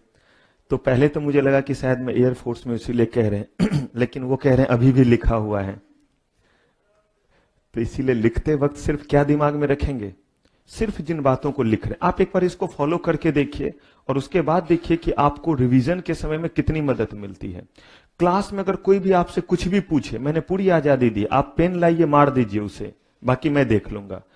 तो बस आप क्लास में सिर्फ चुप रह के ये सुनिए और मुझसे बात कीजिए और जैसे बोल रहा हूं रिवीजन कीजिए, और उसके बाद अगर 100% रिजल्ट ना हो तो मेरा गिरेबान पकड़ सकते हैं। ये तो मैंने आपको खुली छूट दी, लेकिन कब? गारंटी तब तक ही जब तक आप मेरे लॉ के क्या चलते हैं अकॉर्डिंग। बढ़े इससे आगे। तो हमने पेमेंट ऑफ वेजेस एक्ट में जो है पहले नोटिस वाली बात, फिर कौन सी बात देखी, कितने दिन के भीतर करेंगे, कितने लोगों के रहने पे, फिर हमने देखा कौन कौन सा डिडक्शन क्या है, ऑथराइज्ड है। अब आइए, fine as prescribed by competent authority, कह रहे हैं not to impose unless the employer is given an opportunity to show cause. पहले ये बताइए, क्या फाइन डिडक्ट कर सकते हैं? हां कर सकते हैं, अगर वो फाइन है। कहा कि आपने जो फाइन लिखा है उस फाइन को जस्टिफाई भी तो कीजिए। कहीं ऐसा तो नहीं कि आपने जो है वो अनरीजनेबल फाइन बता दिया कि 1 माइक्रो सेकेंड भी लेट आते हैं तो आज आपकी कोई सैलरी नहीं मिलेगी। पॉसिबल? उन्होंने बोला 1 सेकेंड भी लेट आए तो पूरे दिन की तनख्वाह गई। अब ये तो एम्प्लॉयर ही है, उनका क्या जाता है, वो चाहे तो रूल लिख लेंगे। उन्होंने बोला है अगर कोई आप जो है वो क्या कर रहे हैं, इंपोज कर रहे हैं, तो तब तक नहीं कर सकते जब तक आप उनको क्या नहीं देंगे, रीजनेबल अपॉर्चुनिटी नहीं देंगे। और इस बात को कहां मेंटेन करेंगे, रजिस्टर्ड में। इसीलिए कि जब इंस्पेक्टर आएंगे और वो देखेंगे, देखिएगा जो फैक्ट्री इंस्पेक्टर हैं, जो इस लेबर लॉ के इंस्पेक्टर हैं, वो देखेंगे कि अच्छा किस चीज का फाइन लगाया है, ओ वो 5 सेकंड लेट आया था, उसका जो है वो 1 दिन का सैलरी उड़ा दिए। का पहले कहीं रिकॉर्ड रहेगा, डेटाबेस रहेगा, तभी तो वो क्या कर पाएंगे, चेक कर पाएंगे। ये भी आपको बताऊंगा कि अगर उनको आने आपने नहीं दिया तो क्या होगा। Deduction for absence from duties for unauthorized absence, कह रहे हैं कि अगर जो है वो अनऑथराइज एब्सेंस है, अनऑथराइज एब्सेंस समझते हैं, अगर आपका सीएल ईएल कोई भी चीज है तो वो ऑथराइज है, आपने बता दिया और बता करके नहीं आ रहे तो वो ऑथराइज है। लेकिन अगर आपने जो है वो बताया नहीं है तो वो क्या कहलाएगा, अनऑथराइज। और कहा उस केस में एब्सेंस फॉर होल डे और any part of the day, यानी कि अगर आप जो है वो एक दिन नहीं बताते हैं तो वैसे केस में आपसे वो पूरे दिन का भी जो है वो क्या कर सकते हैं, सैलरी हटा सकते हैं, चाहे तो किसी पार्ट का भी जो है वो सैलरी हटा सकते हैं, उनके मर्जी पे है।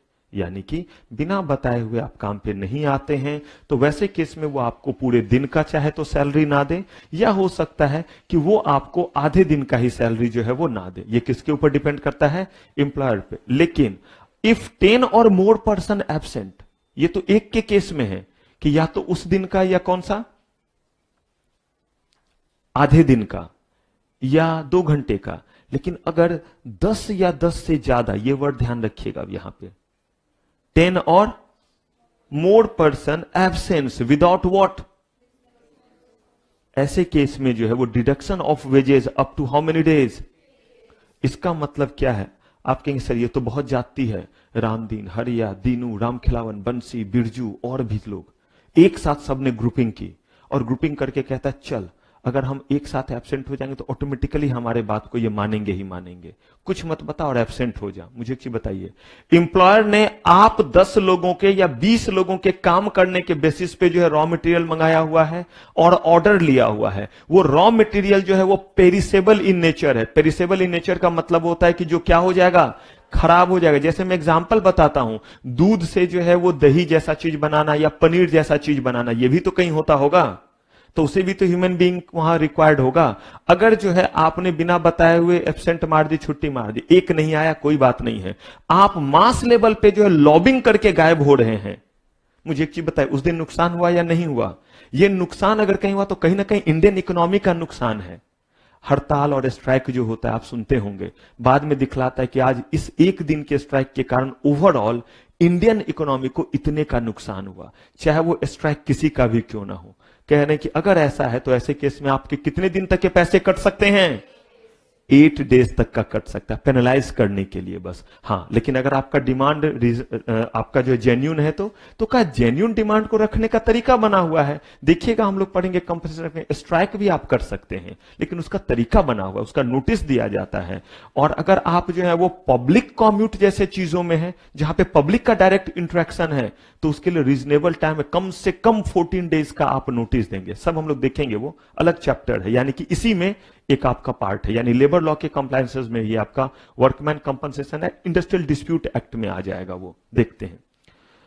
डिडक्शन फॉर डैमेज और लॉस फॉर डिफॉल्ट और negligence of an employ resulting into, word देखिए क्या लिखा हुआ है। रामदीन काम कर रहा है, सर पे सामान लेकर के जा रहा है और एकाएक पैर फिसला, गिर गया। वो भी गिरा, उसे भी चोट लगा, सामान भी टूटा। क्या कीजिएगा? और सामान क्या था सुन लीजिए, टीवी के जो फैक्ट्री में काम करता था, टीवी तो कहीं बनता होगा, पैक होने के बाद सर पे रख करके ही बाहर निकालेंगे? नहीं करेंगे, कहीं भी जो पैकिंग के लिए ले जाएंगे, ट्रक पे जो भेजेंगे।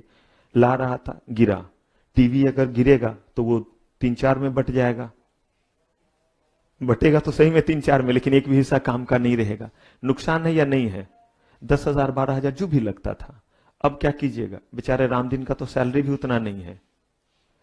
कहा गया कि अगर नेग्लिजेंस है तो लगेगा, अगर नेग्लिजेंस नहीं है तो नहीं लगेगा। आप कहिएगा सर नेग्लिजेंस का मतलब फिर बताओ। नेग्लिजेंस का मतलब लॉ ने जो बताया है वो सुनिए। नेग्लिजेंस का मतलब होता है एक प्रूडेंट पर्सन को, ये जब मैं आपको कंज्यूमर प्रोटेक्शन एक्ट बताऊंगा तो वहां पे नेग्लिजेंस को डिफाइन किया गया है और वहां से ही हमने वो चीज पिक किया है। नेग्लिजेंस का मतलब है जो एक समझदार आदमी को उस सिचुएशन में लेना चाहिए, उस सिचुएशन में एक प्रूडेंट पर्सन जिसके पास कॉमन सेंस हो, अगर वो नहीं लिया गया तो नेग्लिजेंस कहलाता है। जैसे डॉक्टर के केस में, अगर डॉक्टर जो है वो कोई इंजेक्शन दे रहा है तो वो देखे कि ये एक्सपायर तो नहीं है, लेकिन रिक्शे वाले के लिए एप्लीकेबल नहीं है। वैसे ही रामदीन को जितना केयर लेना था, उसे लेकर के जाना था, वो बिल्कुल सही से जा रहा है। उसने सामने सब कुछ देखा और उसके बाद वो लेकर के जा रहा है। जब वो जा रहा था तो फर्श पूरा सूखा हुआ था, जब वो आया तो ये व्हाइट मार्बल थे, इस पे जो है वो किसी से पानी गिरा। वो बिल्कुल केयरफुली आ रहा है, दोनों हाथ से इसे पकड़े हुए है, लेकिन पानी के कारण वो स्लिप किया। अब बताइए, क्या उसने रीजनेबल केयर लिया था या नहीं? रीजनेबल केयर तब नहीं माना जाता जब यहां पे जो है वो रखे हुए है और आराम से जो है वो हाथ में जो है वो रख के कभी कभी नहीं चलते हैं, इस पे टिका हुआ है और ऐसे ऐसे चल रहा है, तब ऐसे ऐसे हुआ और तब गिरा, का तब नेग्लिजेंस होता। या उसने सोचा कि जब रास्ते में ही है तो एक सुट्टा मार लेते हैं, इधर सर पे है, एक हाथ से पकड़े हुए एक हाथ से खींच रहा है वो बीड़ी, कह रहे ये नेग्लिजेंस की कैटेगरी में आता। लेकिन वहां पानी गिर गया था और जब वो जा रहा था तो गिरा हुआ नहीं था। जनरल सेंस है कि वो जो रास्ता है उस पर पानी कोई गिरा के नहीं रखता है, सर पे ये है तो उसे दिखेगा नहीं बहुत क्लियरली, तो ऐसे केस में नेग्लिजेंस नहीं माना जाएगा। तो कहा गया कि show cause notice has to be given to the employee. अगर कुछ ऐसा करना है नेग्लिजेंस के कारण तो डिडक्ट कीजिए, लेकिन उससे पहले उसको क्या भेजिए?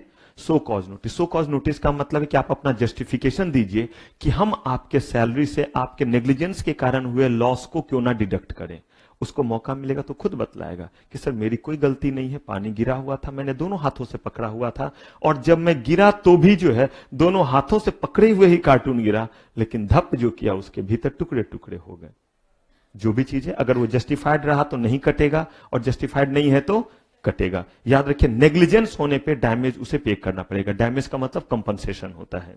डिडक्शन फॉर सर्विसेज रेंडर्ड, कह रहे हैं व्हेन एकोमोडेशन एम्यूनिटी और services has been accepted by employ. मतलब आपने जो है वो ऑफर दिया, एम्प्लॉयर ने बोला कि हम आपके लिए फलाना सर्विस प्रोवाइड कर रहे हैं, वो कहता मुझे नहीं चाहिए, तो ऐसे केस में क्या आप डिडक्ट कीजिएगा? और वो कहता है हाँ मंजूर है, तो क्या होगा? और ये कोई भी सर्विस हो सकता है, medical service, housing service, electricity bill pay करने का, चाहे वाटर बिल पे करने का। डन कीजिए, तेजी में कीजिए, बताइए।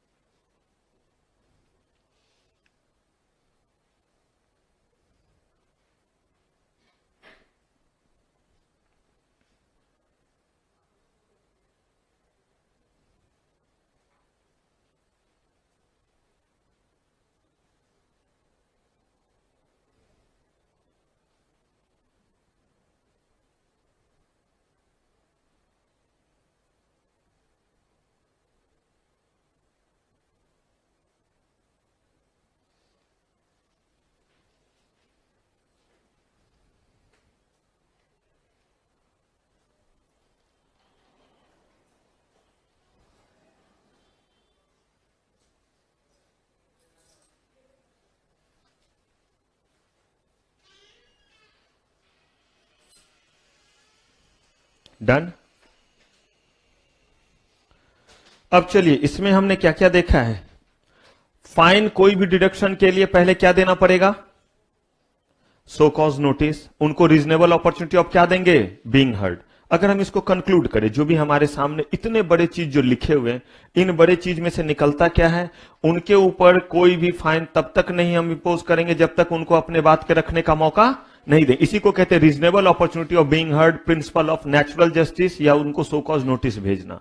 दूसरी बात, अगर कोई डिडक्शन करेंगे तो इंप्लॉयर की यह जिम्मेदारी है कि किसमें इसको रजिस्टर करेगा, रजिस्टर में रिकॉर्ड डालेगा, यानी कि हमने इसके इतने पैसे डिडक्ट किए, इस रीजन से किए।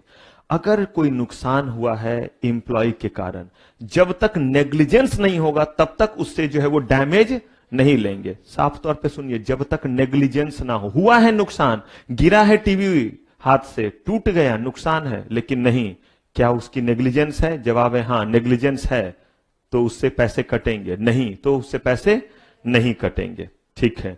अगर मान लीजिए कि किसी तरह का सर्विस हम उसको ऑफर कर रहे हैं, तो ये नहीं कि इंप्लॉयर उससे कमाना चाहे कि चलो उसे ये वाली सर्विस देते हैं और इसमें थोड़ा फायदा हो जाएगा इंप्लॉयर को। बोला कि सर्विस जो आप ऑफर कर रहे हैं ये वो एक्सेप्ट करना या ना करना किसका काम है, इंप्लॉय की। वो कहता है नहीं मैं ये खुद मैनेज कर लूंगा, तो क्या फोर्स करेंगे कि नहीं तुझे इसी मकान में रहना पड़ेगा जिसका किराया 7,000 है। वो कहता है नहीं मैं 4,000 वाले मकान में रहूंगा और मैं वहां ही खुश हूं।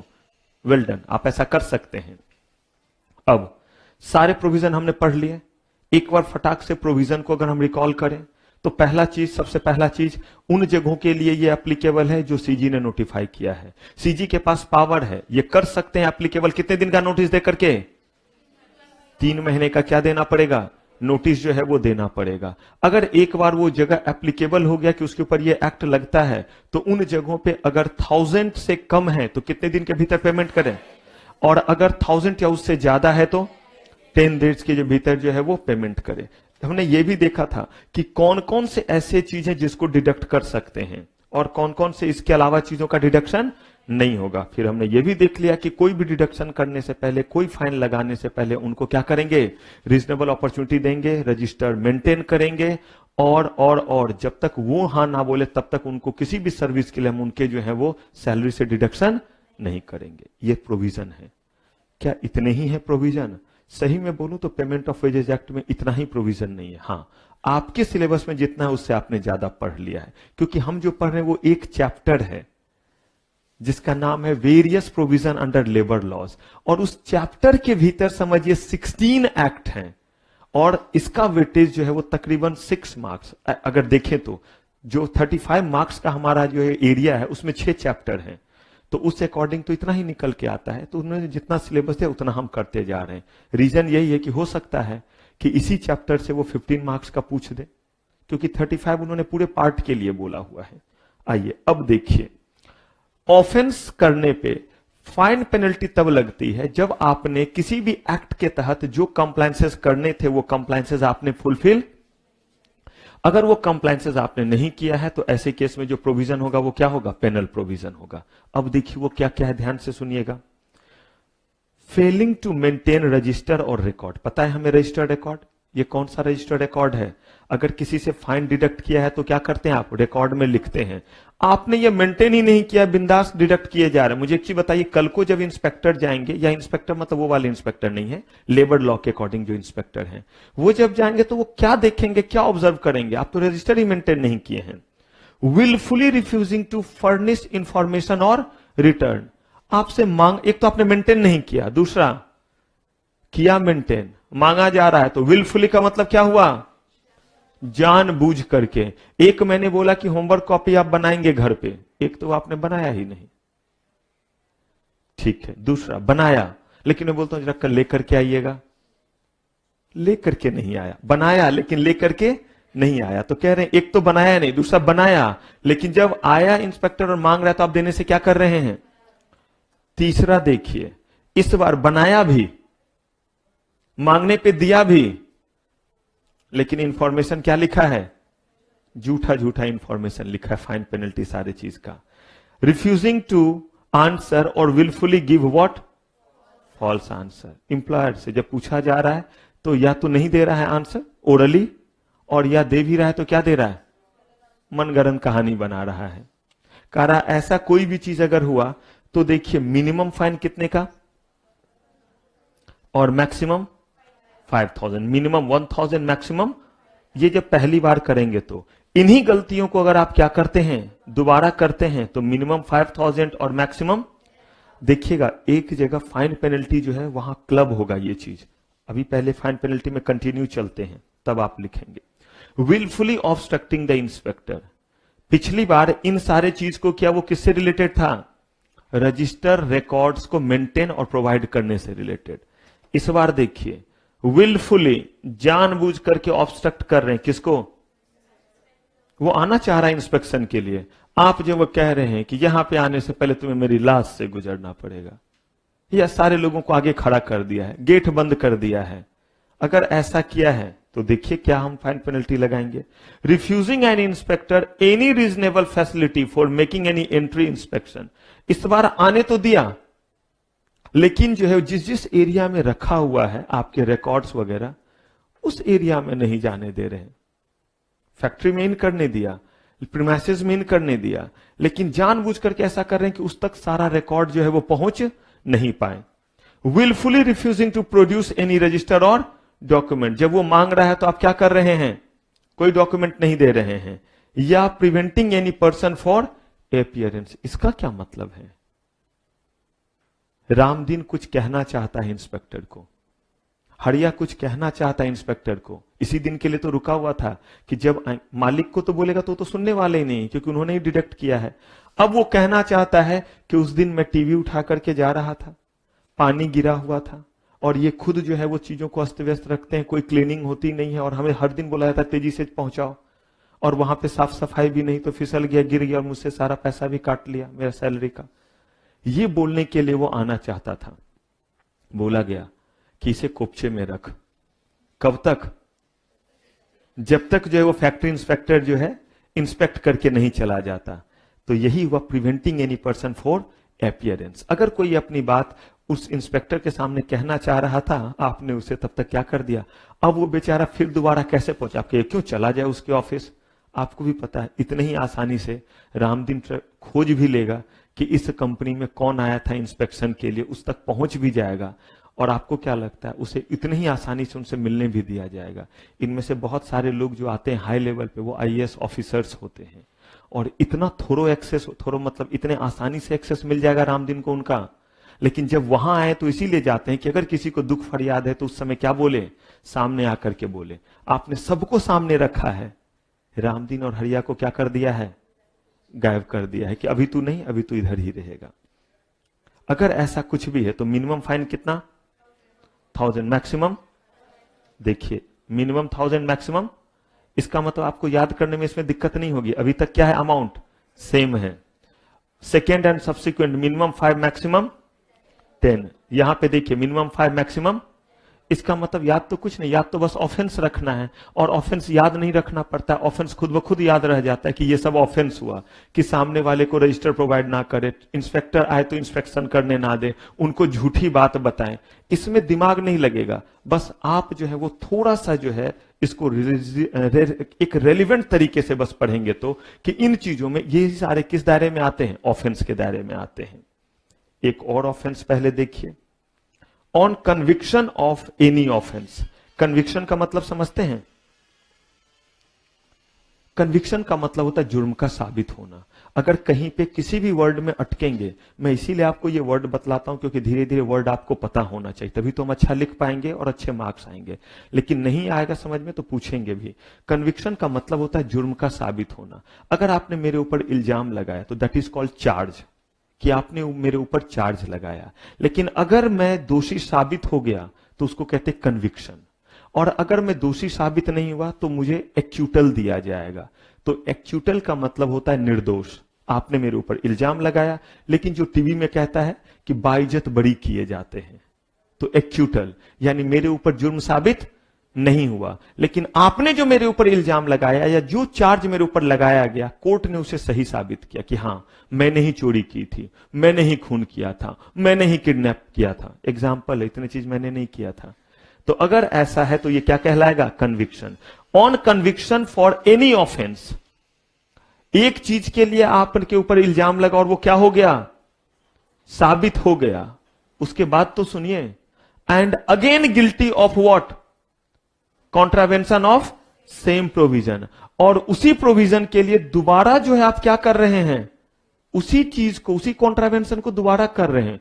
एक गलती जिसके लिए सिर्फ इल्जाम लगा और आप निर्दोष नहीं, इल्जाम लगा और वो इल्जाम आप पे क्या हो गया? साबित हो गया। दोबारा फिर क्या कर रहे हैं? उसी चीज को कर रहे हैं। दूसरा, फेलिंग और नेग्लेक्टिंग टू पे वेजेस टू, और इंप्लॉय को जो है वो वेजेस नहीं दे रहे हैं जिस टाइम पे मिलना चाहिए था। इसके लिए ज्यादा फाइन पेनल्टी नहीं है। Free lunch, free dinner, free accommodation, पोसंपा भाई पोसंपा, कितने दिन की है? मिनिमम 1 मंथ और मैक्सिमम, और मैंने आपको पहले ही बोला था, आपके जो इंप्लॉयर हैं उनके साथ वही कहानी है। थप्पड़ से डर नहीं लगता साहब, डैश से लगता है। वही यहां पे है। इनको इससे डर नहीं लगता, ये 2000 और 15,000 से। डर तो डर ही है, लेकिन फिर भी इनको उससे इतना डर नहीं लगता है। इनको डर ये प्रोविजन से, पोसंपा, फ्री लंच, फ्री डिनर वाला जो प्रोविजन है, इससे। अगर साबित हो गया तो जरा सोच करके देखिए, मुकेश अंबानी, अलीन अंबानी, आजिम हसन प्रेमजी, कुमार मंगलम बिरला, रतन टाटा, साबित होने पे मिनिमम है आपका 1 मंथ का। और ये प्रोविजन आप समझते हैं मिनिमम 1 मंथ का। इसका मतलब है कि अगर मैक्सिमम 6 मंथ लिखा रहता तो 1 दिन का भी हो सकता था, या इंप्रीजमेंट नहीं भी हो सकता था। लेकिन अगर मिनिमम लिख दिया गया तो एक बार जुर्म साबित हो गया तो आपको कम से कम कितना? 1 महीने का तो लगना ही लगना है। Additional fine up to what? ये तब तक जब तक आपका पिछला कॉन्ट्रावेंशन क्या रहेगा? कंटिन्यू रहेगा। तो ये सारा कुछ किसके बारे में? ये सारा कुछ था आपका पेमेंट ऑफ वेजेस के बारे में। तो अब देखिए हमने क्या क्या किया। फैक्ट्रीज एक्ट किया, हमने कौन सा एक्ट किया इसमें? मिनिमम वेजेज एक्ट, हमने किया पेमेंट ऑफ वेजेज एक्ट। अब जरा सुनिए, अगर कोई कहीं काम कर रहा है, काम करने के दौरान कोई हादसा हो जाए तो क्या उसे कंपनसेशन मिलना चाहिए या नहीं मिलना चाहिए? लेकिन सोचिए जरा, काम करने के लिए कोई आया है और रामदीन जो है वो काम करने कैसे आया है? मस्त बाटली ढड़काया और बोल रहा, ओए आज तो मुझे कोई हाथ नहीं लगा सकता, और तब गया और खुद जो है वो इलेक्ट्रिसिटी को हाथ लगाया। उसे तो कोई हाथ नहीं लगा सकता, लेकिन वो था कहां? मैं नशे में चूर, और इलेक्ट्रिसिटी वायर को पकड़ा, शॉक लगा। कह रहे हैं कि ऐसा सिचुएशन, या वो पूरे नशे में था, जो कटर था जहां पे उसे जो है वो रॉड को आगे करना था जिससे कट होंगे, इतने नशे में था कि एक कट यहां से उड़ा, फिर भी नशा नहीं टूटा, ये भी जब उड़ा तो नशा टूटा। पॉसिबल? मुझे बताइए, क्या एम्प्लॉयर की गलती है? कहा कि कुछ ऐसे भी सिचुएशन है जहां एम्प्लॉयर की गलती नहीं है, लेकिन कुछ ऐसे भी चीजें जहां एम्प्लॉय की भी गलती नहीं है। कहा अगर एम्प्लॉय की गलती नहीं है उस केस में अगर कहीं भी कुछ हो तो उसे कंपनसेशन मिले या ना मिले। आप ही के पास वो काम कर रहा था, हमेशा के लिए पैरालाइज्ड हो गया, या उसका एक हाथ कट गया, तो यहां पे आप अलग अलग तरह के जो डिसेबिलिटी पढ़ेंगे, total disablement, partial disablement, permanent disablement, temporary disablement, और किस केस में कितना जो है वो फाइन, किस केस में कितना कंपनसेशन जो है उसको दिया जाए। कंपनसेशन देने के लिए किस तरीके से वो नोटिस वगैरह भेजे जो इंप्लॉय है या उसके लीगल हायर, और यहां पे अमाउंट वगैरह हम एसरटेन करेंगे। और आप देखिएगा कि कैसे जो कम उम्र के किसी लोग को कोई हादसे में ज्यादा कंपनसेशन मिलता है, ज्यादा उम्र के होने पे कम मिलता है। तो ये सारा कुछ हम लोग करेंगे नेक्स्ट एपिसोड में। यहां तक की चीजों को आप क्या करेंगे?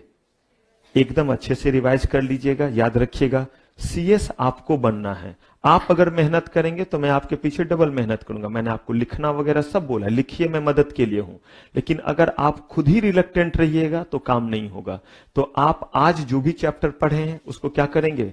पहले जो है रिवाइज कर लेंगे, और रिवाइज करने के बाद तब उसमें से प्रोविजंस को लिखेंगे। एक बार कोशिश करेंगे कि कितने प्रोविजन मुझे याद है। और यकीन मानिए, अगर आपने 10 मिनट बस ऐसे टाइम दे दिया ना कॉपी लेकर के, और ऐसे ही थोड़ा सा लिखा, देखो मुझे याद है 1000 से कम वाला, 1000 से ज्यादा वाला भी याद है, 3 मंथ्स नोटिस वाला भी याद है, और ये सब जो रफ कीजिए वो एक अलग कॉपी में कीजिए, होमवर्क कॉपी में, ताकि आपको ध्यान रहे कि ये सब मैंने कर लिया है। तो चलिए फिलहाल आज की इस सब्जेक्ट की सेवा समाप्त। थैंक यू वेरी मच, आपका बहुत बहुत धन्यवाद।